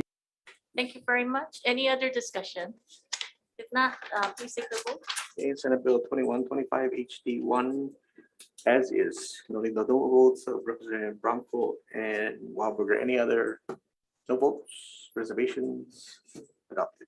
Thank you. Next up is Senate Bill 2923, House Draft 1. Recommendation is to pass as is. Any discussion? If not, please take the vote. And Senate Bill 2923 HD1 as is. Reservations? Noes? Adopted. Thank you. Next up is Senate Bill 2376, Senate Draft 1. Recommendation is to pass as is. This is clean. And it doesn't have a House draft, so this will be enrolled to the governor once we pass it. Pass it on the floor. Okay. Any questions? If not, please take the vote. Okay, Senate Bill 2376 SD1 as is. Reservations? Noes? Adopted. Okay, next up is Senate Bill 2377, Senate Draft 1, House Draft 1. This measure will be deferred even if the Department of Taxation director said they have a criminal statute. The evidence standard for a criminal statute is really high. So in situations where the department would seek criminal liability would be a higher threshold, and giving a civil equivalent would put taxpayers in really tough situations where just a mere inquiry and non-response would trigger a fine. So with that, it's deferred. Next up is Senate Bill 2378, Senate Draft 1, House Draft 2. Recommendation is to pass as is. Any discussion? If not, please take the vote. Okay, Senate Bill 2378 SD1 HD2 as is. Reservations? Noes? Thank you. Next up is Senate Bill 2379, Senate Draft 2, House Draft 1. Recommendation is to pass as a effective date and technical non-substantive changes. Any discussion? If not, please take the vote.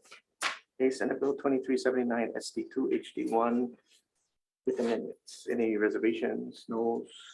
Adopted. Thank you. Next up is Senate Bill 3337, Senate Draft 2, House Draft 1. Recommendation is to pass as is. Any discussion? If not, please take the vote. Senate Bill 3337 SD2 HD1 as is. Reservations? Noes? Adopted. Okay, next up is Senate Bill 2457, Senate Draft 1, House Draft 1. Recommendation is to pass as is. Any discussion? If not, please take the vote. Senate Bill 2457 SD1 HD1 as is. Reservations? Noes? Adopted. Thank you. Next up is Senate Bill 3142, Senate Draft 1, House Draft 1. Recommendation is to pass as is. Any discussion? If not, please take the vote. Senate Bill 3142 SD1 HD1 as is. Reservations? Noes? Adopted. Thank you. Next up is Senate Bill 3113, Senate Draft 2. Recommendation is to pass as a HD1, inserting the Alzheimer's Association Amendment, requesting some reporting requirements, and also incorporating Executive Office of Aging's amendment and technical non-substantive changes. Any discussion? If not, Please take the vote. Senate Bill 3113 SD2 with amendments, reservations, noes, adopted. Thank you. Next up is Senate Bill 2670, Senate Draft 2, House Draft 1. Recommendation is to pass as a HT2. Let me defer to Representative Tam, who has worked really hard on this bill and additional amendments. Thank you, Chair. Members, we are going to pass this out as an HT2 with the following amendments. We're going to take out the requirement in the bill that would require mayors and counties to establish their own LGBTQ commissions because we do not have jurisdiction over that. We're also going to take out the part of an executive director and staffing. We're just going to establish the commission, and we welcome the opportunity to have a staffer in the future. And we're going to take out the appropriation in the bill. Thank you very much. And technical non-substantive changes. Any discussion? Thank you, Representative Tam. Representative Kobayashi. Effective date of 2060.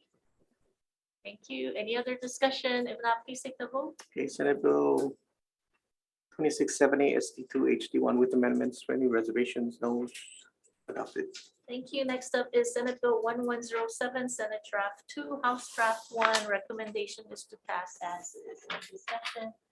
If not, please take the vote. Senate Bill 1107 SD2 HD1 as is. Reservations, noes, adopted. Thank you. Next up is Senate Bill 1112, Senate Draft 2, House Draft 1. Recommendation is to pass as is. Any discussion?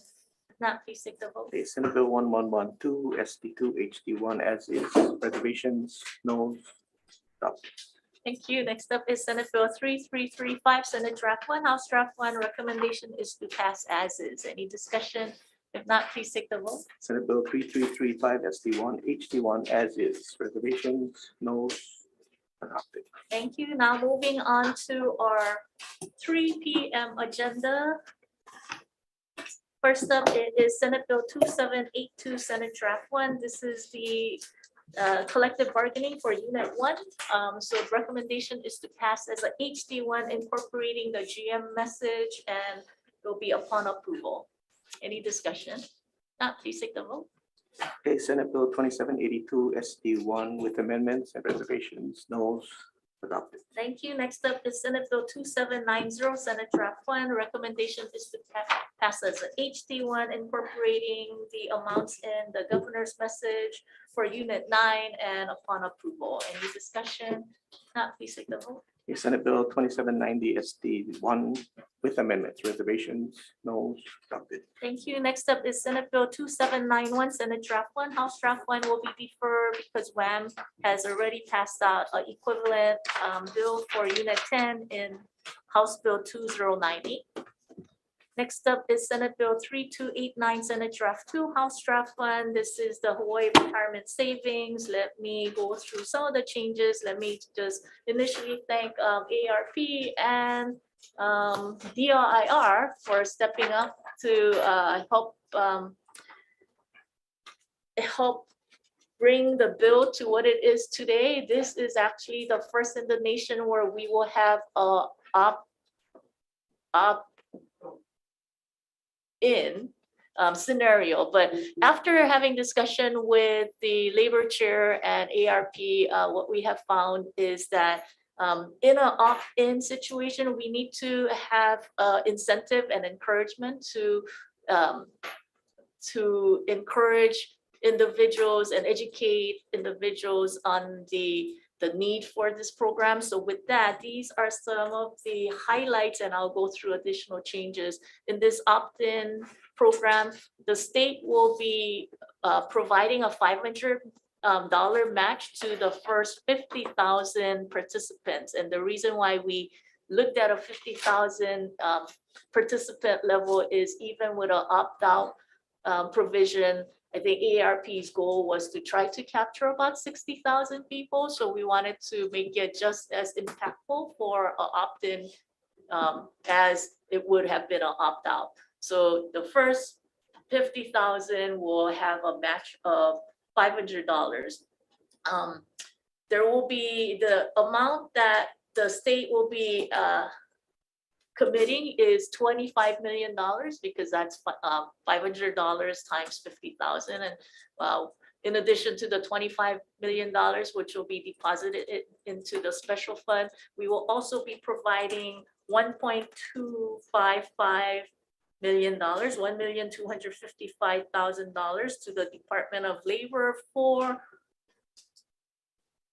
upstart costs, in addition to staffing costs and other expenses. In addition to that, we will also be providing another $1 million to DLIR to do outreach and education. And we also have commitment from ARP to assist the department in that process. So this will be extensive outreach.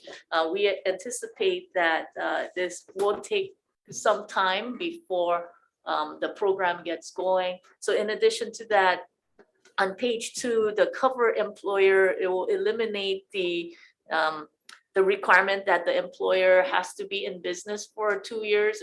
I think with opt-in situation, you don't really need a 2-year timetable. Anybody who is established here, if their employee wants to participate, they should be allowed to do it, and it will get rid of some of the administrative problems for DLIR.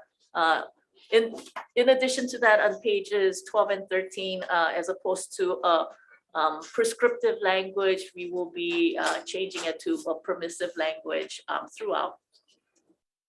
And